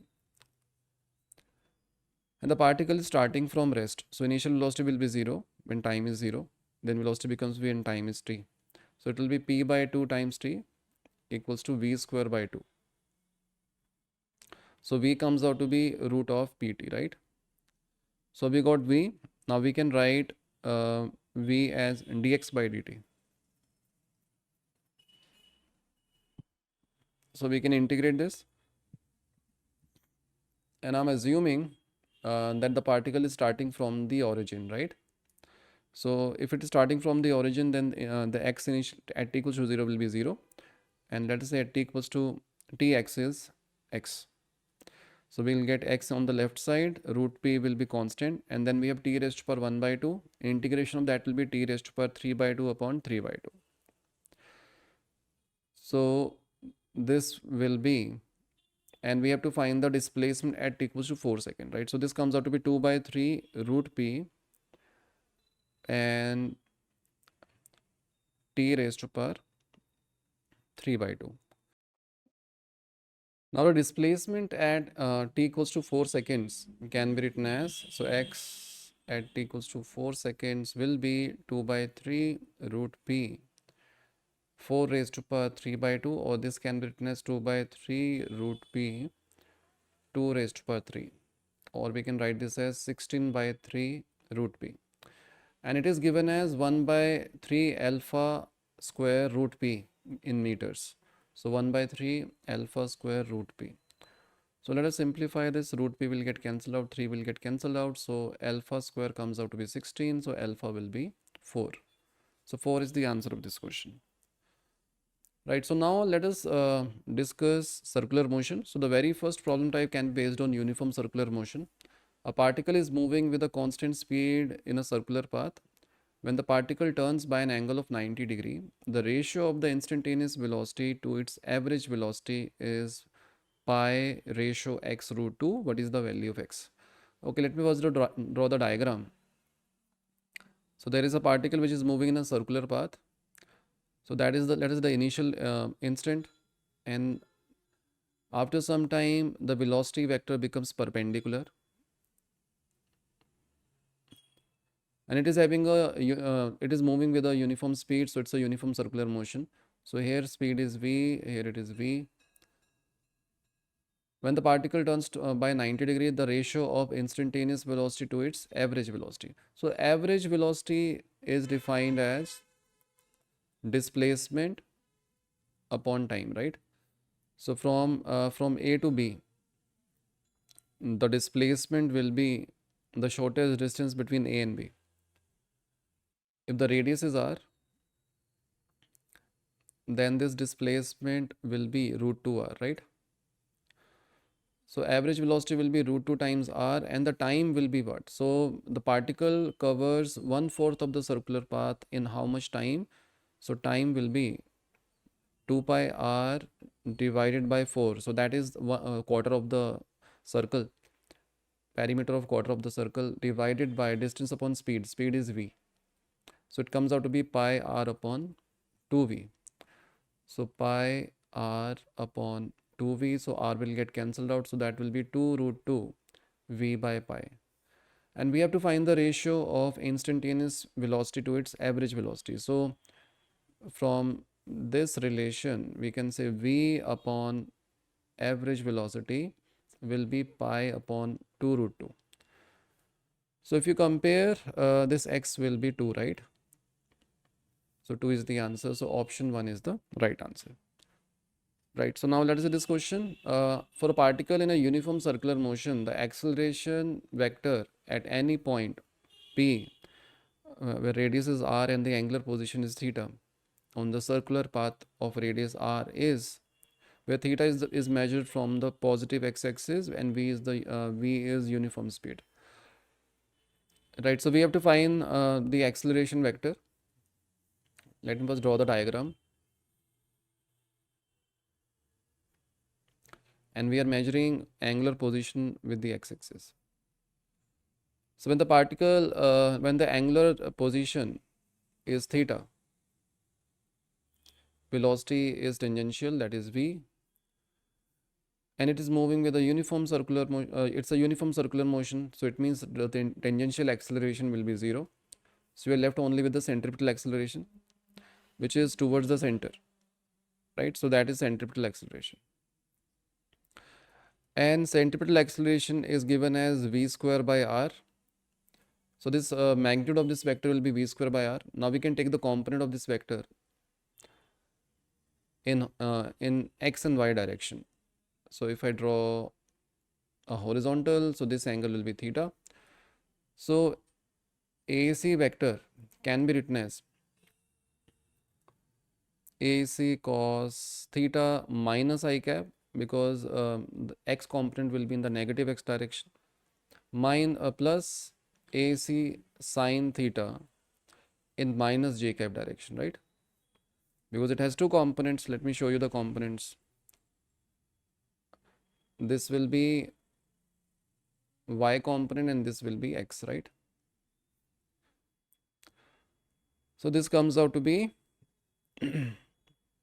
v square by r minus v square by r cos theta I cap minus v square by r sin theta j cap. So option C is the right answer. Now let us see this question. A particle is moving with a uniform speed along a circumference of a circle of radius r under the action of a central fictitious force F, which is inversely proportional to r cube. So F is inversely proportional to r cube. Its time period of revolution will be given by, right? So it is having a uniform speed. So what we can say, this fictitious force is nothing but the centripetal force, and centripetal force can be written as v square by r mass times v square by r.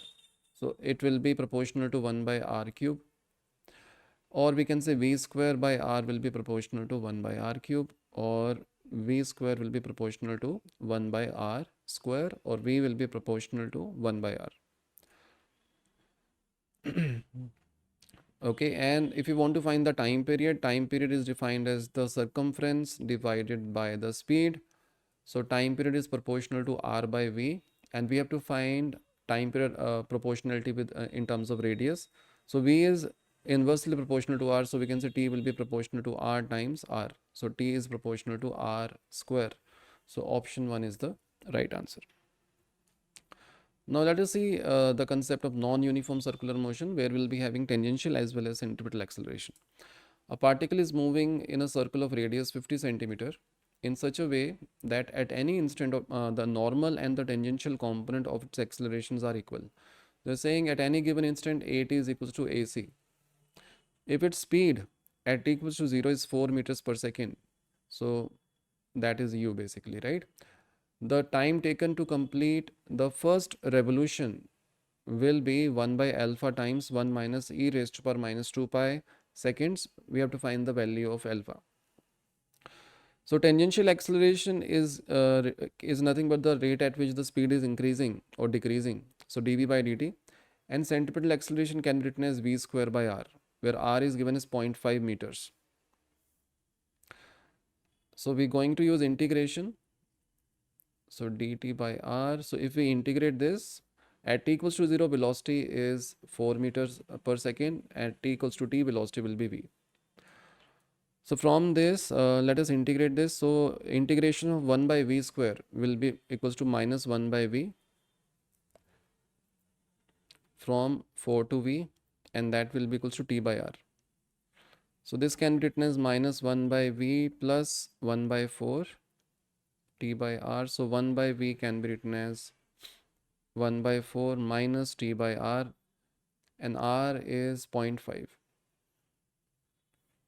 Or I can write 1 by v as 1 by 4 minus 2t, or 1 minus 8t by 4, or v can be written as 4 upon 1 minus 8t. So we got v as a function of time, and we have to find the time taken to complete the first revolution. Right, so from this, how to find the time? So if you look at the tangential acceleration is variable, right? It is also varying with time. Now we can write v as ds by dt, where ds is a small arc length, that will equals to 4 1 minus 8t. Right, so ds will be 4 upon 1 minus 8t times dt. Let us integrate this. Now the arc length, so from 0 to 2 pi r, and the time is varying from 0 to, let us say, capital T. So the left hand side will become 2 pi r, and the right hand side will be, so the integration of 1 minus 8t, so 4 will come out, and it will be ln 1 minus 8t divided by the coefficient of the variable, which is minus 8, and the limit is from 0 to capital T. So this will give us 2 here. So we got minus 4 pi r equals to ln 1 minus 8 capital T minus ln 1 minus 0. Got it? Or we can write this as ln 1 minus 8t. So minus 4 pi r. And I can write this as 1 minus 8t will be e raised to power minus 4 pi r. Right? And what is r? R is 0.5. So this can be written as e raised to power minus 4 pi 1 by 2. So that will be 2. So 8t will be 1 minus e raised to power minus 2 pi. So t comes out to be 1 by 8 times 1 minus e raised to power minus 2 pi. So if we compare the time, we are getting alpha as 8. So 8 is the answer of this question. Now that is this question. Again, it is based on the same concept. So a car is moving on a circular path of radius 600 meters such that the magnitude of the tangential and acceleration and the centripetal acceleration are equal. The time taken by the car to complete first quarter of the revolution, if it is moving with the initial speed of 54 kilometers per hour. So it is same question. In the last question, the velocity was given, initial velocity was given as 4 meters per second. Here it is given as 54 kilometers per hour. In the last question, we have to find the time taken to complete one revolution. But here we have to find the time taken to complete 1/4 of the revolution, right? So the approach will be same. Try to solve this question by yourself. If you try to solve this, the answer you will get is 40 seconds, right? Sorry, not 40 seconds. The value of t comes out to be 40. So try to do this by yourself. Now let us see the kinematics in circular motion. So the formulas are quite similar to translational motion. So when we're talking about the linear translational motion, acceleration is constant, we can use these equations, right? But in case of a circular motion, if angular acceleration is constant, then the first equation v equals to u plus at will become omega equals to omega naught plus alpha t, where omega is the final angular velocity, omega naught is the initial angular velocity, alpha is the angular acceleration, t is the time, theta is the angular displacement, right? Or angular displacement in the nth second will be given as omega naught plus alpha by 2, 2n minus 1, and the angular displacement is also equals to omega naught plus omega by 2 times the duration. Now let us the question based on the same concept. A flywheel is accelerated uniformly from rest, so omega naught is 0, and rotates through 5 radians in first second. So when in theta is given as 5 radian. The angle rotated by the flywheel in the next second, right? So what we can do in this case, so we have to find the angle rotated from t equals to 1 to t equals to 2 seconds. So let me first find the angular displacement in 2 seconds. So theta 2 will be omega naught t plus half alpha t square, and here alpha we will get by the by this particular condition, right? So it rotated by an angle of 5 radian in first second, so we can say theta is equals to omega naught t plus half alpha t square, or this will be 5 radians, omega is 0, half alpha and t is 1, so alpha comes out to be 10 radians per second square. Now displacement in first 2 second will be half into 10 times 2 square, so this comes out to be 20 radian. So it means the angle rotated in from 1 to 2 second will be 20 minus 5, which will be 15 radian. So option B is the right answer. A ball is spun with the angular acceleration alpha, which is variable, 6t square minus 2t, where t is in seconds, alpha is in radians. At t equals to 0, the ball has a angular velocity of 10 radians per second. So omega naught is given. An angular position of 4 radian. So theta naught is given. The most appropriate expression for the angular position of the ball. So we have to find theta. So here alpha is given as 6t square minus 2t, and we have to find angular position as a function of t. So alpha can be written as d omega by dt. So from this we can find the instantaneous angular velocity. So d omega can be written as 6t square minus 2t times dt. So whenever we have non-uniform, if the angular acceleration is not constant, then we cannot use the kinematics equations. So we have to use integration or differentiation. Now if we integrate this, omega naught is 10 when t is 0, and let us say it becomes omega when t is t. So it will become omega minus 10 equals to 6t cube by 3 minus 2t square by 2. So this will give us 2t cube minus t square. Now we got omega as function of time. Now what we're going to do, we can write omega as d theta by dt, and we'll do integration one more time. Now if we integrate this at t equals to 0, the position, angular position was 4 radian, so it will be 4. When t is t, the angular position is theta, so it will be theta minus 4 equals to 2t raised to power 4 by 4 minus t raised to power 3 by 3 plus 10 times t, or we can write this as t raised to power 4 by 2 minus t raised to power 3 by 3 plus 10 times t plus 4. So that should be the answer. So it will be, if you look at option B, it matches with our answer, right? Now let us this question. A person moves from A to B on a circular path as shown in the figure.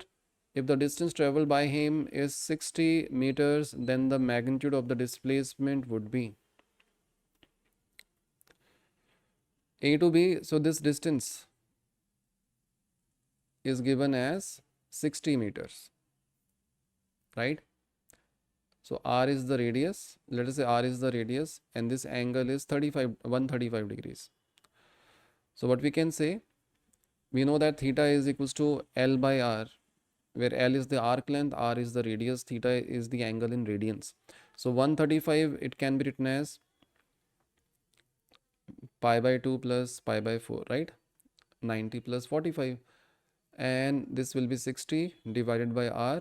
So it will be 3 pi by 4 is equals to 60 by r. So r will be 4 into 60 divided by 3 pi. So this will give us 20. So it will be 80 by pi. So we got the radius, and we have to find the displacement. So that is the displacement, right? And we can say the displacement is nothing but the resultant of these two vectors, right? Two equal vectors, and the angle between these two vectors is 45 degree.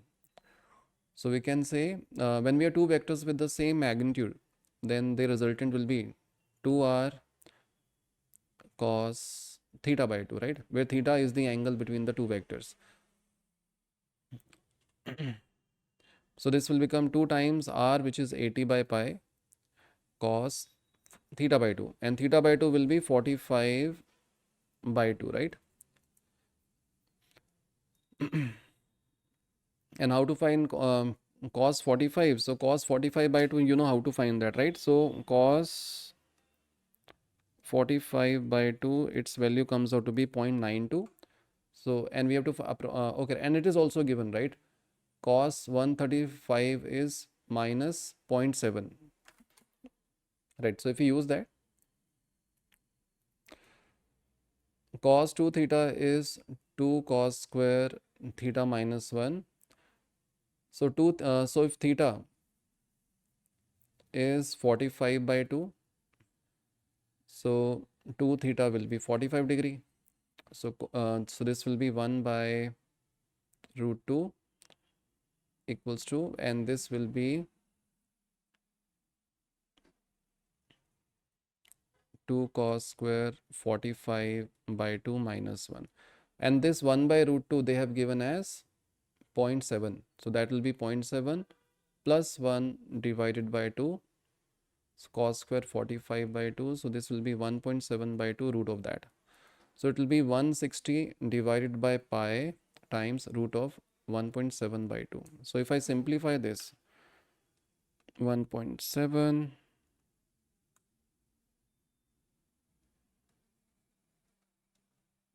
by 2 times 160 divided by pi. So I'm getting 46.95 meters, right? So it should be 47. So option B is the right answer. Now let us say this question: a body rotates with an angular speed of 600 rpm, is uniformly accelerated to 1800 rpm in 10 seconds. The number of rotations made in the process. So we have given omega naught, which is 600 rpm, and omega is given as 1800 rpm. In 10 seconds, the rpm has increased.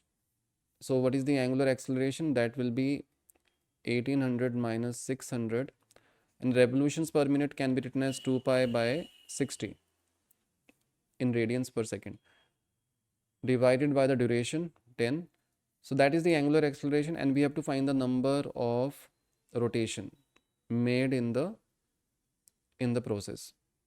Okay, right. So we know one more formula: theta will be omega plus omega naught by 2 times t. So we can directly use this formula. So theta will be in 10 seconds, right? So it will be 1800 plus 600 times 2 pi by 60 times t is 10 seconds divided by 2. So it comes out to be, this 2 will get cancelled out. So it will be 2400 by 60 times 10 pi. So it will be 400 pi, right? So this is theta in radians. So how to find the number of revolutions? So number of revolutions is theta divided by 2 pi. So theta is 400 pi divided by 2 pi. So this comes out to be 200. So 200 is the answer of this question. Okay, right. So now let us the next problem type, which is based on the centripetal force or centripetal acceleration concept. A body of mass 200 grams is tied to the spring of spring constant 1.25, while the other end of the spring is fixed at O. If the body moves about O in a circular path on a smooth horizontal surface with a constant angular speed of 5 radians per second, then the ratio of the extension in the spring to its natural length. Okay, right. So let's say there is a spring and it is moving in a horizontal circle, and this length will be L naught plus x, where x is the elongation in the spring. So the radius will be L naught plus x, where L naught is the natural length, and the force which is responsible for moving this particle in a circular path will be spring force, and that is nothing but the centripetal force. So spring force will be kx, and it will be mv square by r. R is L naught plus x. Right, spring constant is given to us, and we have also given angular velocity. Okay, right, so we can also write this in terms of angular velocity, mr omega square. M r will be L naught plus x omega square. So let us substitute the values. K is 12.5, mass is 200 grams, so 0.2 kilograms, natural length is not given, and this is x. Omega is given as 5, so that will be 5 square. So this will give us 2. So we got x equals to 0.4 times L naught plus x, and we have to find x divided by L naught, right? That what we have to calculate. Elongation, extension upon natural length. So x by L. So let us divide throughout by L naught. That will be x by L naught is equals to 0.4 1 plus x by L naught. Let me take this as y. So y is equals to 0.4 1 plus y. So from this we can say 1 minus 0.4, y is equals to 0.4. So y will be 0.4 upon 0.6. That comes out to be 2 by 3. So option 3 is the right answer. Now let us see this question. A man carrying a monkey on his shoulder does cycling smoothly on a circular track of radius 9 meter, completes 120 revolutions in 3 minutes. Right? The magnitude of the centripetal acceleration of the monkey. So centripetal acceleration is v square by r or r omega square. So basically we have to find the angular velocity of the motion. So it is undergoing 120 revolutions in 3 minutes, or we can say 120 by 3 revolutions per minute. Right? So that is RPM, which is 40 RPM. Or we can say omega will be 40 times 2 pi divided by 60 radians per second. So it will be 4 pi by 3 radians per second. So the centripetal acceleration of the monkey will be r omega square. R is 9 meter, omega is 4 pi by 3. So 4 pi by 3 square. So that will be 16 pi square meter per second square. So 16 pi square is the answer. Let us see this question. If the radius of curvature of a path of two particles of the same mass are in 3:4, then in order to have a constant centripetal force, their velocities will be in the ratio of, so they have same constant centripetal force in the order of, to have constant centripetal force. So r1 by r2 is given, right, and they have the same mass. So in order to have a constant centripetal force, so F1 can be written as M 1 V1 square by R1, and F2 can be written as M2 V2 square by R2. And in this case, their masses are also equal, right? And then in order to have the constant centripetal force, let us assume that they have the same. I think they want to tell us that the centripetal force is also same. So if centripetal force is same, then M1 V1 square by R1 should be equals to M2 V2 square by R2. They have same mass. So V1 by V2 will be equals to root of R1 by R2. R1 by R2 is 3 by 4. So it will be root of 3 by 4, which is root 3 by 2. So option 1 is the right answer. Next question, based on the same concept, a small block of mass 100 grams is tied to a spring of spring constant 7.5 and length is 20 centimeter. The other end of the spring is fixed to a fixed point A. If the block moves in a circular path on a smooth horizontal surface with a constant angular velocity of 5 radians per second about the point A, the tension in the spring. So basically we have to find Kx, right? That is the tension in the spring. So here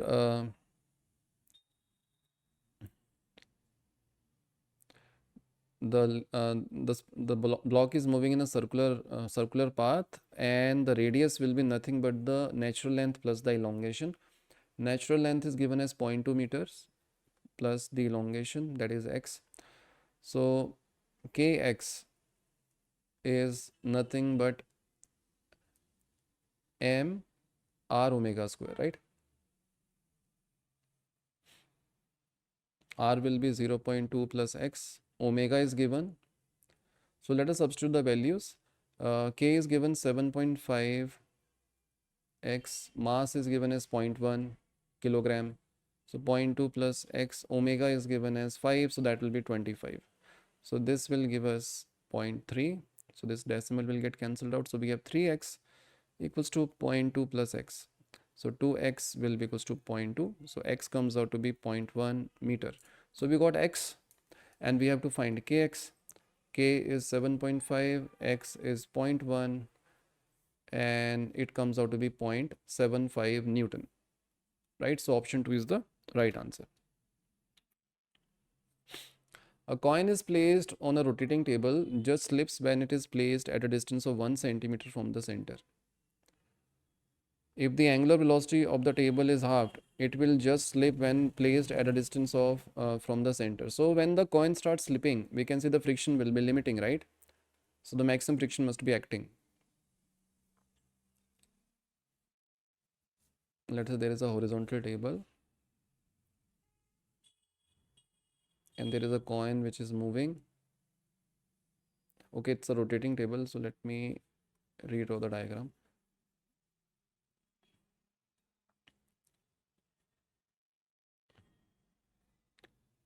So there is a, let us say, circular table, and there is a coin placed and it is rotating with certain omega, and there is a coin placed at a distance of 1 centimeter. So at that very at the angular velocity omega, the friction acting on this coin will be limiting, right? And the friction is acting towards the center because the friction is responsible for the centripetal force. So that will be F1. So F1 will be mu mg, and that will be m r. R in this case will be 1 centimeter omega square. Now when we make the angular velocity half, right, let us say now we have placed the stone at a certain distance r. So in that case, the limiting friction mu mg will be equals to m r omega by 2 square, right? Now from these two equations, we can say m 1 centimeter omega square will be equals to m r omega square by 4. So m omega square will get cancelled out. So r comes out to be 4 centimeter, right? So option 4 is the right answer. Okay, a vehicle of mass 200 kilograms is moving along a level curved road of radius 70 meter with an angular velocity of zero point 0.2 radians per second. The centripetal force acting on the vehicle. So we have given a vehicle, and this vehicle is moving in a leveled curved road.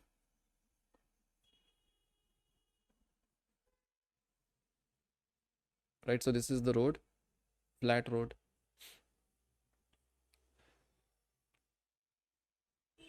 and its angular velocity is 0.2 radians per second. So omega is given. So let us draw the free body diagram of the vehicle. So it will be having a normal reaction. There will be a gravitational force mg in the downward direction, and since it is moving in a circular path with a uniform angular velocity, there has to be a force towards the center, and this will be static friction, right? So F will be the centripetal force, which is mr omega square, right? And we have to find the centripetal force. So that what we have to calculate. Mass is 200 grams, radius is 70, omega is 0 0.2 square of that, right? So this comes out to be 14 times 4 times 10 raised to power 3 minus 2. So it will be 560 Newton, right? So option 1 is the right answer. Right, so let us see the next question. A disc with a flat small bottom beaker placed on it at a distance r from its center is revolving about an axis passing through the center. So here we have given a disc,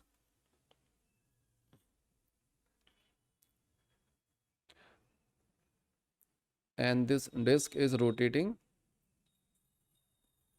with an angular velocity omega, passing through the center and perpendicular to its plane with an angular velocity omega. The coefficient of static friction between the bottom of the beaker. So there is a beaker which is placed flat, which is having a flat bottom. Bottom of the beaker and the surface of the disc is mu. So the coefficient of friction between the base of the beaker and the disc is mu. The beaker will revolve with the disc if. So it means they are talking about the no slipping condition. So we can take the case of a limiting, right? Limiting frictional case. So here for no slipping, we can say static friction which is less than or equals to limiting friction, which will be in this case will be mu mg. For no slipping, we can say it should be less than or equals to mu mg. So if I show the forces acting on the beaker, so there will be a static frictional force which is towards the center, normal reaction, normal to the disc, and there will be mg. So frictional force which is equals to m r omega square, centripetal force, that should be less than equals to mu mg, right? And we have to find the value of r. So r should be less than equals to mu mg divided by m omega square. So m will get cancelled out. So r should be less than equals to mu g upon omega square. So option B is the right answer. Now let us the next question. A curved in a level road. A curved level road has a radius of 75 meters. The maximum speed of the car turning this curved road can be 30 meters per second without skidding. So when the car is moving with 30 meters per second, the friction will be limiting, right? Maximum friction is acting. If the radius of the curved road is changed to 48 meter, the coefficient of friction between the tires and the road remains same. Then the maximum allowed speed would be. So mu is same.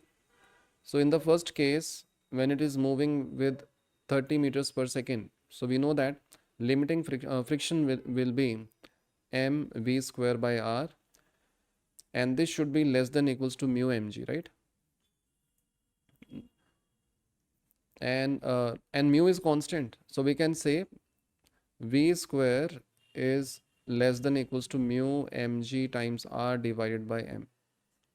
So mu gr. So v square should be less than equals to mu gr.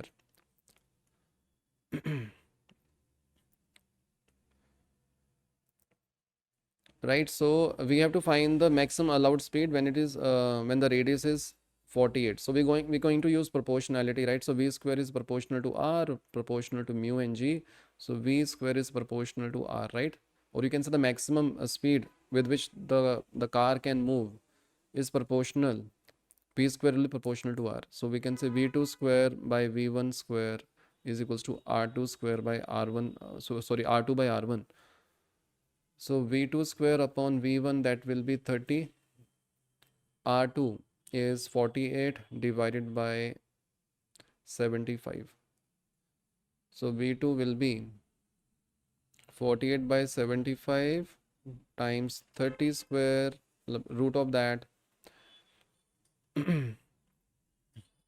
So it will be 1625. So 4 by 5 times 30. So it will be 4 times 6. That will be 24 meters per second. So 24 is the answer of this question. Right, let us see this question. One end of a massless spring of spring constant K and natural length L naught is fixed, while the other end connected to the small object of mass M lying on a frictionless table. The spring remains horizontal on the table if the object is made to rotate at an angular velocity omega about an axis passing through the fixed end. The elongation in the spring. Right, so we have done similar question. We have done two questions based on the same concept. So I'm keeping this question as a homework. And if you try to solve that, you will get option 3 as the right answer. Okay, so in this question, a smooth circular groove has a smooth vertical wall as shown in the figure. A block of mass m moves against the wall with a speed v. Which of the following curve represents the correct relation between the normal reaction on the block by the wall and the speed of the block?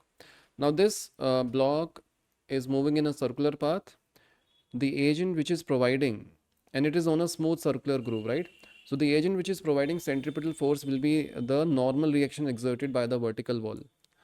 So there will be a normal reaction which will be towards the center. So we can say this normal reaction will be mv square by r, right? And we have to find the relation between normal reaction and the v square, and it will be a parabolic function, right? As v increases, n will also increase. So option A is the right answer. Now let us see this question. A modern Grand Prix racing car of mass m is traveling on a flat track in a circular arc of radius r and speed v. If the coefficient of static friction between the tires of the track and the track is mu s, then the magnitude of the negative lift Fl acting downwards on the car is, assuming force on the four tires are identical and g is acceleration due to gravity. Okay, let me just first draw the diagram.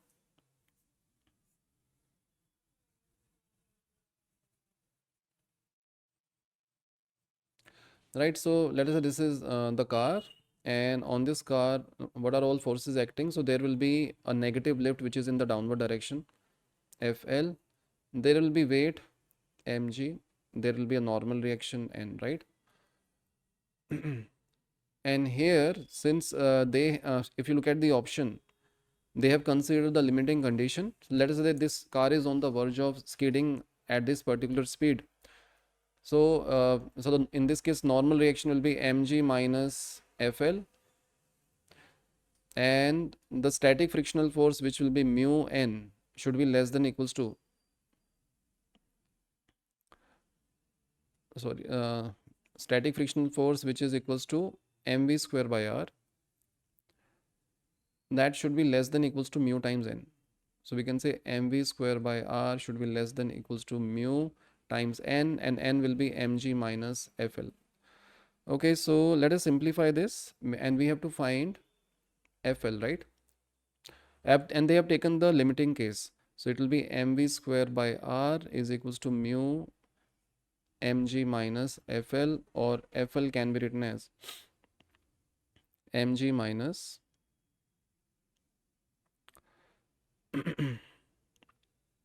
so mg minus mv square upon mu r, right? Or this can be written as m will be common, g minus v square by mu r.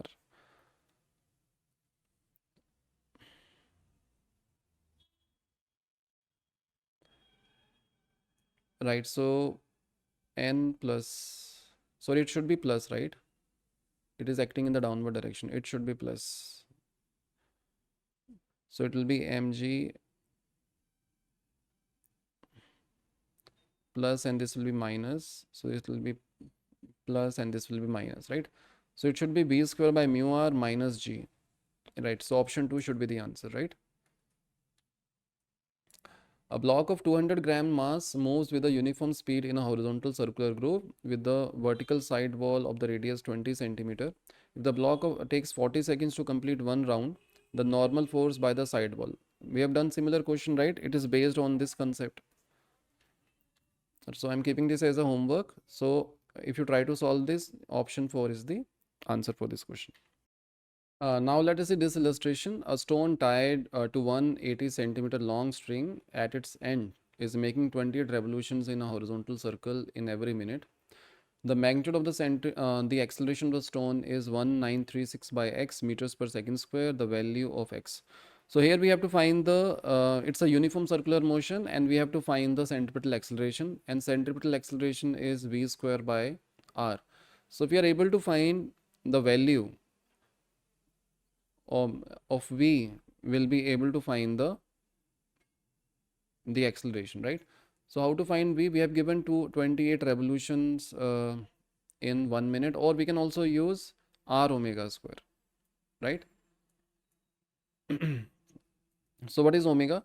So omega is, it is undergoing 28 revolutions. So 28 times 2 pi, that will be radian, and in what time? 6 in 1 minute. So that will be 1 into 60,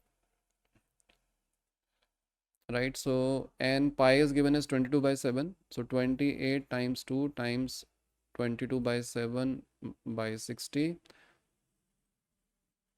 So this will give us 4 and this will give us 15. So it will be 44 by 15. So we got omega. So centripetal acceleration will be r omega square. So r is 1.8. 44 times 44 divided by 15 times 15. So this will give us 0.6, that will be 5. This will be 0.2, that will be 5. Okay. Or we can write this as 44 times 44 divided by 125. So 44 times 44 divided by 125 is given as 1936 by x, right? So 416. So when you 44 square is 1936, right? So this will get cancelled out with this. So x comes out to be 125. So 125 is the answer. A car is moving in a horizontal curved road with a radius 50 meters. The approximate maximum speed of the car will be. So here, when the car is moving with the maximum speed, then we have to consider limiting friction. So limiting friction is the centripetal force. So we can say mu mg will be mv square by r, and this v we have to calculate, right? So v will be root of mu gr. Mu is 0.34, g is 10, and r is 50, right? So and this will be 500 times this, which is close to 13, right? So option 3 is the right answer. An object moves at a constant speed along a circular path in a horizontal plane with a center at the origin. When the object is at x equals to 2 meters, its velocity is minus 4 j cap. The object's velocity v and the acceleration at x equals to minus 2. So particle is moving with a constant speed in a circular path. Let me first draw the diagram.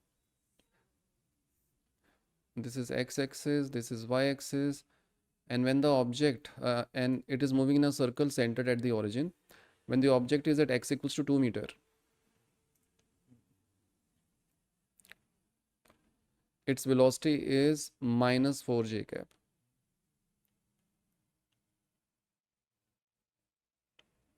At 2, 0, velocity is in negative y direction, and that is 4 meters per second. So it is moving like this, right? So that is the circular path. So object's velocity v and the acceleration at x equals to -2. So at -2, obviously its speed velocity will be in the upper direction, which will be 4 meters per second, and the acceleration will be towards the center. So the centripetal acceleration will be v square by r. V is 4, r is 2 meters. So this will be 8 meters per second square. So the acceleration will be 8 I cap and the velocity will be 4 j cap. 8 I cap, 4 j cap. So option 2 is the right answer. A body of mass 200 grams is tied to a spring of spring constant. We have done this question, right? Answer is 2 by 3. A circular table is rotating with an angular velocity omega radians per second about its axis.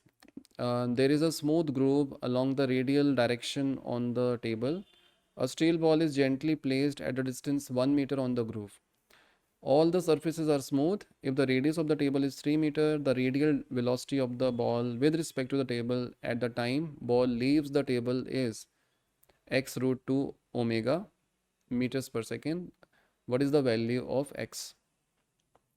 Right, so we'll try to solve this question in the rotating frame. So when we are working in a rotating frame, we have to exert a centrifugal force which always act in the radially outward direction.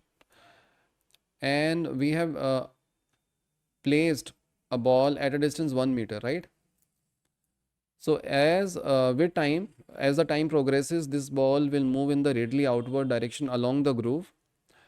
And let us say when the distance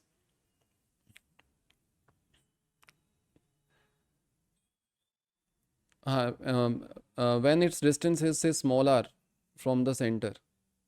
At this very instant, let us draw the free body diagram. So on this ball, we can say there will be a normal reaction, there will be a gravitational force, right? And there will be a centrifugal force. We are studying this with respect to the rotating frame, and that will be mr omega square. Now, due to this centrifugal force, this ball will be having an acceleration along the groove in the radially outward direction. So let us say that acceleration is a. So a will be mr omega square divided by m, right? And we have to find the velocity when it just comes out of the groove. So we can write acceleration as v dv by dx, where x is the displacement along the groove, r omega square.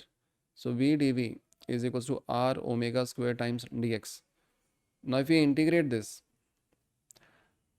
what is the velocity? We have gently placed the steel ball inside the groove. So initial velocity with respect to the groove will be 0. And let us say when it comes out, the velocity becomes v. And velocity is 0 and it is placed at a distance 1 meter from the center. And then the distance becomes 3. So we can say v square by 2 will be equals to r square by 2 omega square. And the limit is from 1 to 3. So 2 will get cancelled out. So v square will be omega square times 3 square minus 1 square. So which comes out to be 9 minus 1, 8 omega square. So v is 2 root 2 times omega. And this is given as x root 2 omega. So x is 2. Right? So 2 is the answer of this question. A car is moving with a constant speed of 20 meters per second in a circular horizontal track of radius 40 meters. A bob is suspended from the roof of the car by a massless string. The angle made by the string with the vertical will be. So let us, this is the car and there is a string. And due to the centrifugal force, the string makes certain angle with the vertical. So I am studying this problem with respect to the car. So there will be a centrifugal force in the radially outward direction. This car is moving in a circle, right? Like this. And this force will be mv square by r. And I am assuming that the radius of this circular path is very large in comparison to length of the string. So we can assume the distance of the bob from the center of the circular path to be same as the radius. So that will be mv square by r, and there will be a gravitational force mg. Now with respect to this observer, the bob will be at rest. So the resultant of these three forces must be 0. So it means the resultant of mv square by r and mg will be opposite to the tension. So let us say the angle made by the string with the vertical is theta. So this angle is also theta. So tan theta comes out to be mv square by r divided by mg. So m will get cancelled out. So that will be v square by rg. And v is 40, v is 20. So 20 square divided by r is 40 and g is 10. So it will be 400 divided by 400, so which is 1. So theta comes out to be 45 degrees. So pi by 4 is the answer. Now let us see the vertical motion. So in a vertical motion, if we give a velocity of root 5 gl at the bottommost point to the bob, it will complete the vertical circle, and at the topmost point the tension will become 0, right? So this table you can remember. So at A, velocity is root 5 gl, at B and D the velocity is root 3 gl, at C velocity is root gl, and if you want to find the tension, so tension velocity at general point will be root gl times 3 plus 2 cos theta, where theta is the, let us say that is the general point P, right? This angle is theta. So here velocity will be given by this, tension will be given by this equation, and the potential energy will be given by this, and the radial acceleration will be given by this, and tangential acceleration will be given by g sine theta. And the corresponding values at A, B, D and C will be these, right? So this you can remember, or you can also derive this by using energy conservation or the centripetal force concept. Now let us see this question based on vertical circle. A bob of mass m is suspended by a light string of length L. It is imparted a minimum horizontal velocity at the lowest point A such that it just completes half circle reaching the top point position B. The ratio of the kinetic energy at A and B, right? So we know that the minimum velocity required for the particle to complete vertical circle is root 5 gl. So velocity at the bottommost point will be root 5 gl, right? And we have to find the ratio of kinetic energy, and by energy conservation between A and B, we can say loss in kinetic energy will be equals to gain in gravitational potential energy. So kinetic energy is decreasing, so half m 5 gl minus half m velocity at B square, and that will be gain in gravitational potential energy. From A to B, the bob has gone up by 2L distance in the vertically upward direction, so that will be mg times 2L. Now from this m by 2 we can take it on the other side, so that will become 2 by m. So we'll got 4 gl on the right hand side, 5 gl minus vb square, so vb comes out to be root gl. So we got the velocity at the bottommost point at the highest point, and we have to find kinetic energy, ratio of kinetic energy at A and kinetic energy at B. So that will be half m 5 gl divided by half m gl. So mgl will get cancelled out, half will get cancelled out, that will be 5:1. So option 2 is the right answer. A bob tied, a small bob tied at one end of the thin string of length 1 meter is describing a vertical circle so that the maximum and the minimum tension in the string are in 5:1. The velocity of the bob at the highest position is, so we have to find the velocity at the highest position, and we know that the tension is maximum when a particle is moving in a vertical circle. The tension is maximum when it is at the bottommost point, and it is minimum when it is at the topmost point. So at the bottommost point, let me call this as A and this point as B. So at A, if I draw free body diagram, so there will be gravitational force in the downward direction, and then we have tension, let me call this as TA, in the upward direction, right? And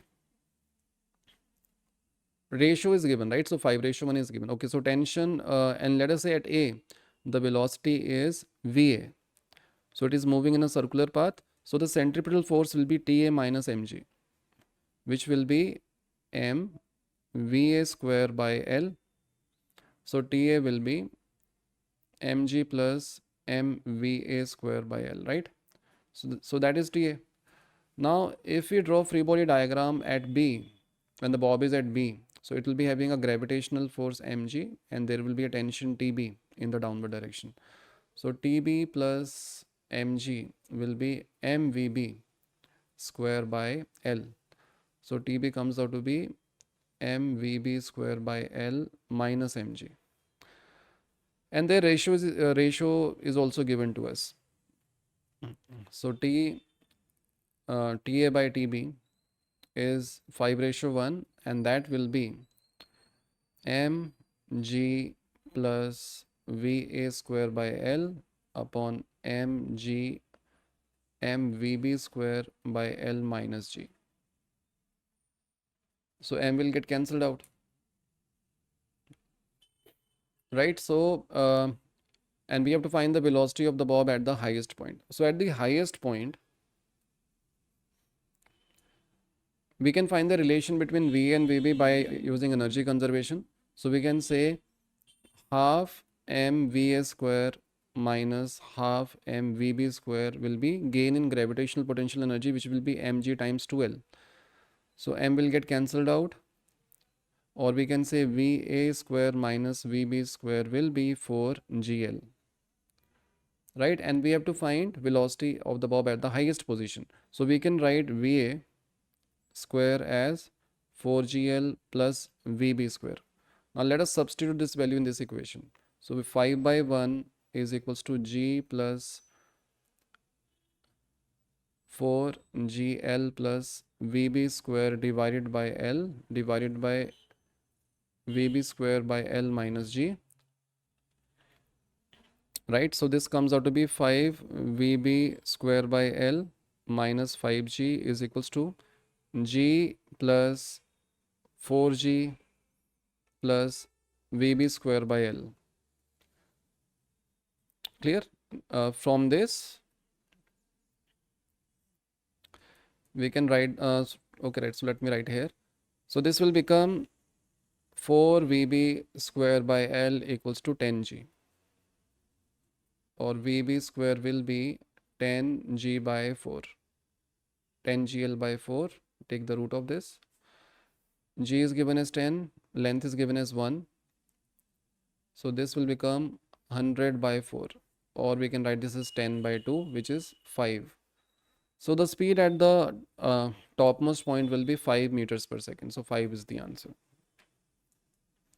Now let us say this question. A pendulum bob has a speed 3 meters per second at its lowest position. The pendulum is 50 meters long. So this is L, and at the lowest point, let us say V is 3 meters per second. The speed of the bob and the length makes an angle of 60 degree to the vertical. So there is a bob and we have given it a velocity of 3 meters per second. And when the string makes an angle of 60 degree with the vertical, we have to find the speed, right? So what is happening in this case? The kinetic energy is decreasing and it is converting into gravitational potential energy. So it is going, so what is the vertical displacement of the bob? So this will be L minus L cos theta, cos 60, right? So we can say gain gravitational potential energy, which is mgl1 minus cos 60, will be loss in kinetic energy, which is half m3 square minus half mv square. So this m by 2 we can take it on the other side. So we have 2gl1 minus 1 by 2 is equals to 9 minus v square. Okay, so g is given as 10, so L is given as 0.5. So 2 times 10 times 0.5 times 1 by 2 is equals to 9 minus v square. So this will give us 9 minus 5 is equals to v square. So v square is 4. So v comes out to be 2. So the answer will be 2 meters per second. Okay, a ball suspended by a thread swings in a vertical plane so that its magnitude of the acceleration in the extreme position and the lowest position are equal. The angle theta of the thread deflection in the extreme position. So what we have given, so there is a bob which is swinging, that is the extreme position, This angle is theta. So at the extreme position, velocity is 0. The only acceleration will be tangential acceleration. So here the acceleration will be tangential. So this is the arc. So this is the tangential acceleration, and it will be nothing but the weight component in this direction, because tension weight component which is along the tension will balance the tension, right? So it will be mg, so gravitational force in the downward direction, this angle is theta, so it will be mg sine theta. So mg sine theta divided by m, so that is the acceleration in the extreme position, g sine theta. And the acceleration at the bottommost position will be centripetal, because here the tangential acceleration will be 0, right? Because there is no force component which is in the horizontal direction. So let us first find this velocity. So there will be centripetal acceleration here, right? So we can apply energy conservation. So what is happening as the bob comes down from the extreme position to the bottommost position, there is a gain in there is a loss in gravitational potential energy and gain in kinetic energy. So we can say half mv square will be equals to mg. How much it has come down? L times 1 minus cos theta. So m will get cancelled out. So v square will be 2gl 1 minus cos theta.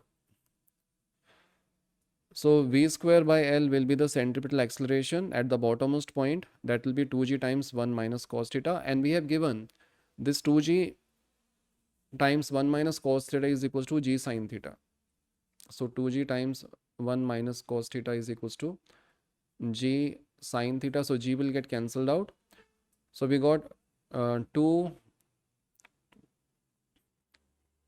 times 1 minus cos theta is equals to sine theta. So if you look at the options, it is given in terms of tan, right?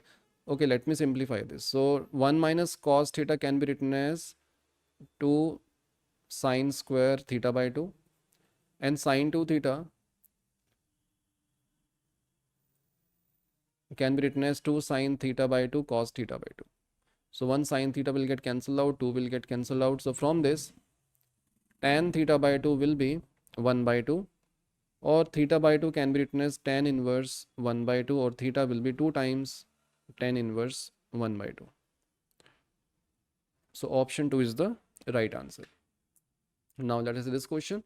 A stone of mass m tied to the string is being whirled in a vertical circle with a uniform speed.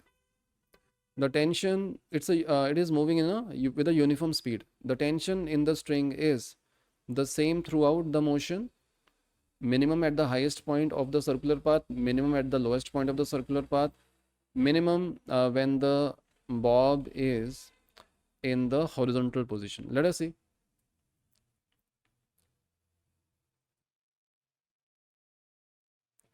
So at the lowest position, tension is in the upward direction. Let me call this as TA. Gravitational force is in the downward direction. So the centripetal force will be TA minus mg, and that will be mv square by L, and this mv square by L is constant, right, at every point. So at the bottommost point, tension will be, let me call this some constant k, so k plus mg. At the topmost point, tension is in the downward direction tb, weight is in the downward direction, so we can say tb plus mg will be equals to mv square by L, which is k, so tb will be k minus mg. So we can clearly see that the tension is maximum at the bottommost point and it will be minimum at the topmost point. So it is same throughout the motion, that is incorrect. Minimum at the highest point, that is correct. Minimum at the bottommost point, wrong. Minimum when the rope is horizontal. So when the rope is horizontal, there is a gravitational force acting in the downward direction, right? And tension, let us say we have tension T in this direction, right? Tension, let me call this point as C.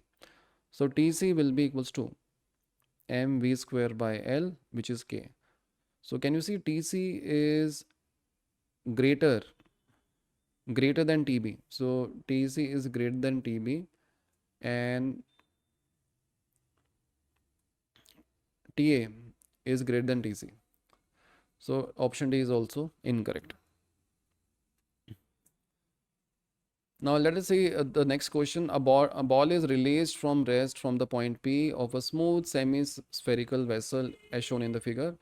the ratio of the centripetal force and the normal reaction, the ratio of the centripetal force and the normal reaction on the ball at the point Q is A, while angular position of the point Q is alpha with respect to the point P. Which of the following graphs represents the correct relation between A and alpha when ball goes from Q to R? Right? So ball is going from Q to R and we have to find and we have given and we are releasing the ball from point P. Right? So let us see. When the radius makes an angle alpha with the horizontal, here the velocity is 0. Let us say velocity at Q is V. So first let us find the velocity. So for that we need to apply energy conservation. Let us say radius is R. So loss in gravitational potential energy will be equals to gain in kinetic energy. I am applying energy conservation between point P and Q. This will be mgr sine alpha and the gain in kinetic energy will be half mv square. So m will get cancelled out. So 2gr sine alpha will be v square. Okay, so we got the velocity. And we have given A. What is A? Is the ratio of the centripetal force. So centripetal force at Q will be mv square by r, which is m by r, and v square is 2g r sine alpha. So r will get cancelled out. So that will be 2mg sine alpha. So that is Fc. And a normal reaction. So what is normal reaction? So if I draw free body diagram at Q, so there will be a gravitational force in the downward direction. There will be a normal reaction in this direction. And this angle is given as alpha, right? So this is alpha. So from this, we can say in the radial direction, this angle will be 90 minus alpha, right? So normal reaction n minus mg cos 90 minus alpha, that will be the centripetal force. It will be equals to mv square by L. So normal reaction will be mg sine alpha plus m by L. What is v square? 2gr sine alpha. R is nothing but L only, right? Let me write this as R only. So it comes out to be 3 mg sine alpha. So if we take the ratio of centripetal force and the normal reaction, what is this? It comes. This is 2 mg sine alpha, and this is 3 mg sine alpha. So it is nothing but 2 by 3. So we can say the ratio. So this quantity is A. So A is a constant, right? It does not depends upon alpha. So A is constant. So without changing, even if it change alpha, A doesn't changes. So it means option C is the right answer. Okay, now let us see this question based on vertical circle. A stone tied to a string of length L is whirled in a vertical circle with the other end of the string at the center. At a certain instant of time, the stone is at the lowest position and has a velocity speed u. The magnitude of the change in its velocity as it reaches a position where the string is horizontal. Right, so we have given this case. So there is a bob which is having a velocity u at the bottommost position. And when the string becomes horizontal, let us say its velocity becomes v. And we have to find the magnitude of the change in velocity from A to B, right? Right, so what we can do, first let us apply energy conservation from A to B. So we can say gain in gravitational potential energy will be equals to loss in kinetic energy. It will be mgl and the loss will be half mu square minus half mv square. So let us take this m by 2 on the other side. So 2 by m, so m will get cancelled. So 2gl is equals to u square minus v square, or v square will be u square minus 2gl. So v is root of u square minus 2gl. So we got the speed at B. Now we have to find the magnitude of the change in velocity. So this is v final, this is v initial, and we have to find the modulus of v final minus v initial. Okay, so v final is in the upward direction minus of V initial will be in the left direction. So that is the magnitude of V final minus V initial magnitude, right? So how we now we have two vectors which are perpendicular to each other and their resultant is along the diagonal. So we can say it will be root of V square plus U square, right? Or we can say what is V square? It will be U square minus 2GL. What is U square? That is U square only, right? So this comes out to be 2 times U square minus GL root of that.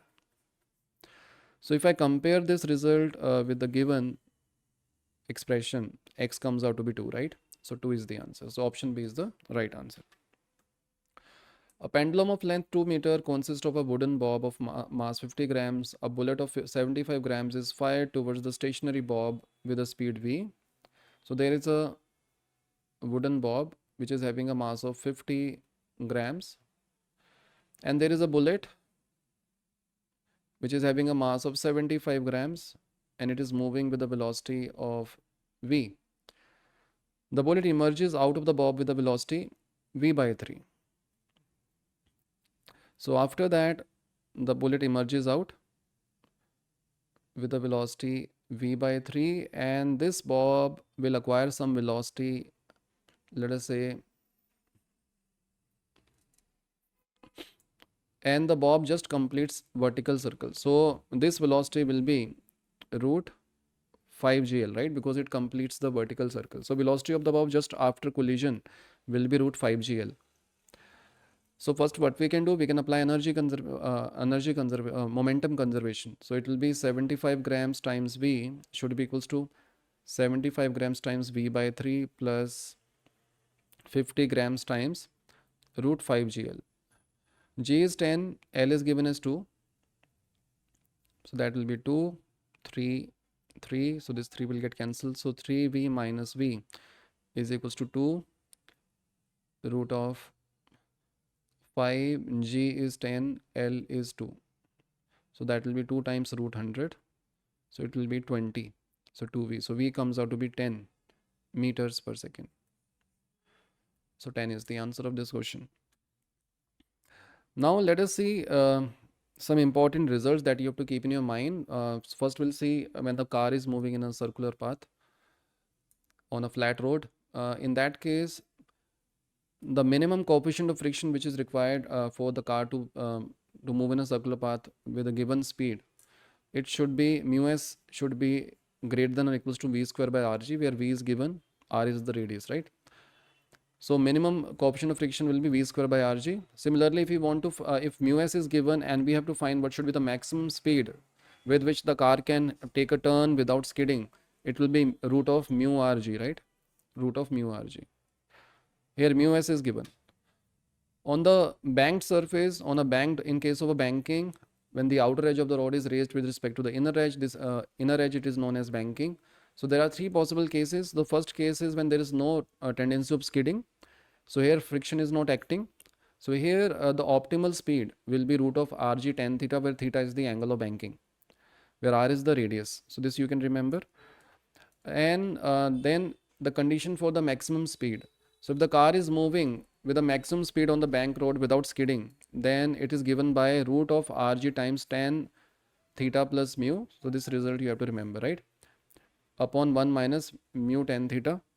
And in case of a minimum speed, the velocity will be root of rg times tan theta minus mu upon 1 plus mu tan theta. So in case of a minimum speed, the vehicle will be having a tendency of skidding into the down the incline. So the limiting friction will act up the incline. But in case of a maximum speed, the vehicle has a tendency to skid up the incline. So the friction will act down the incline, right? So these results you have to remember. Now let us see a question based on this. Statement 1. A cyclist is moving on an unbanked road with a speed of 7 km per hour and takes a sharp circular turn along a path of radius 2 meters without reducing the speed. The static friction is 0.2. The cyclist will not slip and pass the curve. So first let us find what should be the maximum speed. So V max on a unbanked road will be root of mu rg, right? So mu is 0.2, radius is given as 2, g is given as 9.8. So that will be 2 square times 49 times 2 divided by 100. So which will be 2 times 7 by 10 root of 2. So that will be 1.4 times 1.4. Okay, so this comes out to be how much? So it in kilometers per hour. So let us multiply this with 18 by 5. So it is, so let me simplify this. So 1.4 square times 18 divided by 5. So we are getting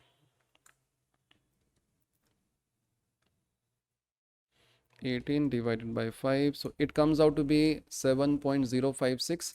So if the cyclist is moving with a speed of 7.056 kilometers per hour, still he'll be able to manage without to take a turn without skidding. So statement 1 is correct.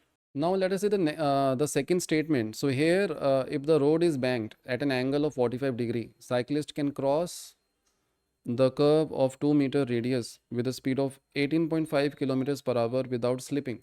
So without slipping, the speed has to be greater than or equals to V minimum and less than equals to V maximum, right? So for that we need to find this range. So let us first find V max. So V max will be root of Rg tan theta plus mu 1 minus mu tan theta.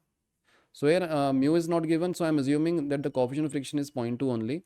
So this will be root of R. R is given as 2, G is 9.8, tan 45 is 1, mu is 0.2 upon 1 minus 0.2.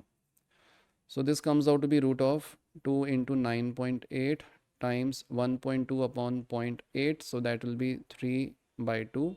So 2 will get cancelled out. So this will be root of 3 into 9.8. So which comes out to be 5.42 meters per second. So let us convert this into kilometers per hour. So multiply this with 18 by 5. So if I multiply this with 18 by 5, so I am getting 19.5 kilometer per hour, right? So that is V max and the speed is less than V max. Okay, let us also calculate the V minimum. So V minimum will be root of Rg tan theta minus mu upon 1 plus mu tan theta. So this comes out to be root of R. R is 2, G is 9.8. So 1 minus 0.2 divided by 1 plus 0.2. So that will be 2 times 9.8 times 0.8 upon 1.2. So that will be 2 by 3 root of that. So it will be root of 4 times 9.8 divided by 3. So this will be 3.6 in meters per second. Let us multiply this with 18 by 5 to convert this into kilometers per hour. So it comes out to be 13 kilometers per hour. So if the cyclist is moving with a speed which lies between 13 and 19.5 kilometers per hour, he can have a safe turn on a banked road without skidding. And the speed is 18.5, so he'll be able to move on that banked road without skidding. So both the statements are correct. So option 4 is the right answer. So here I have covered all areas from which questions can be asked in JEE Mains. So I hope your concepts about this chapter has been clarified. So see you in the next video. If you find videos of this series useful, so it is highly recommended for you to join PracBee's revision program. So in this program, we're going to cover 10 blocks in 10 weeks and we'll give you a target of 1 chapter per day and we'll be able to cover all relevant chapters by the first attempt of JEE Mains. And how you can join this revision program? By clicking on the link given in the description. And one more thing you can do, please drop a comment. Let us know what else we can do for you to make this series better. Thank you.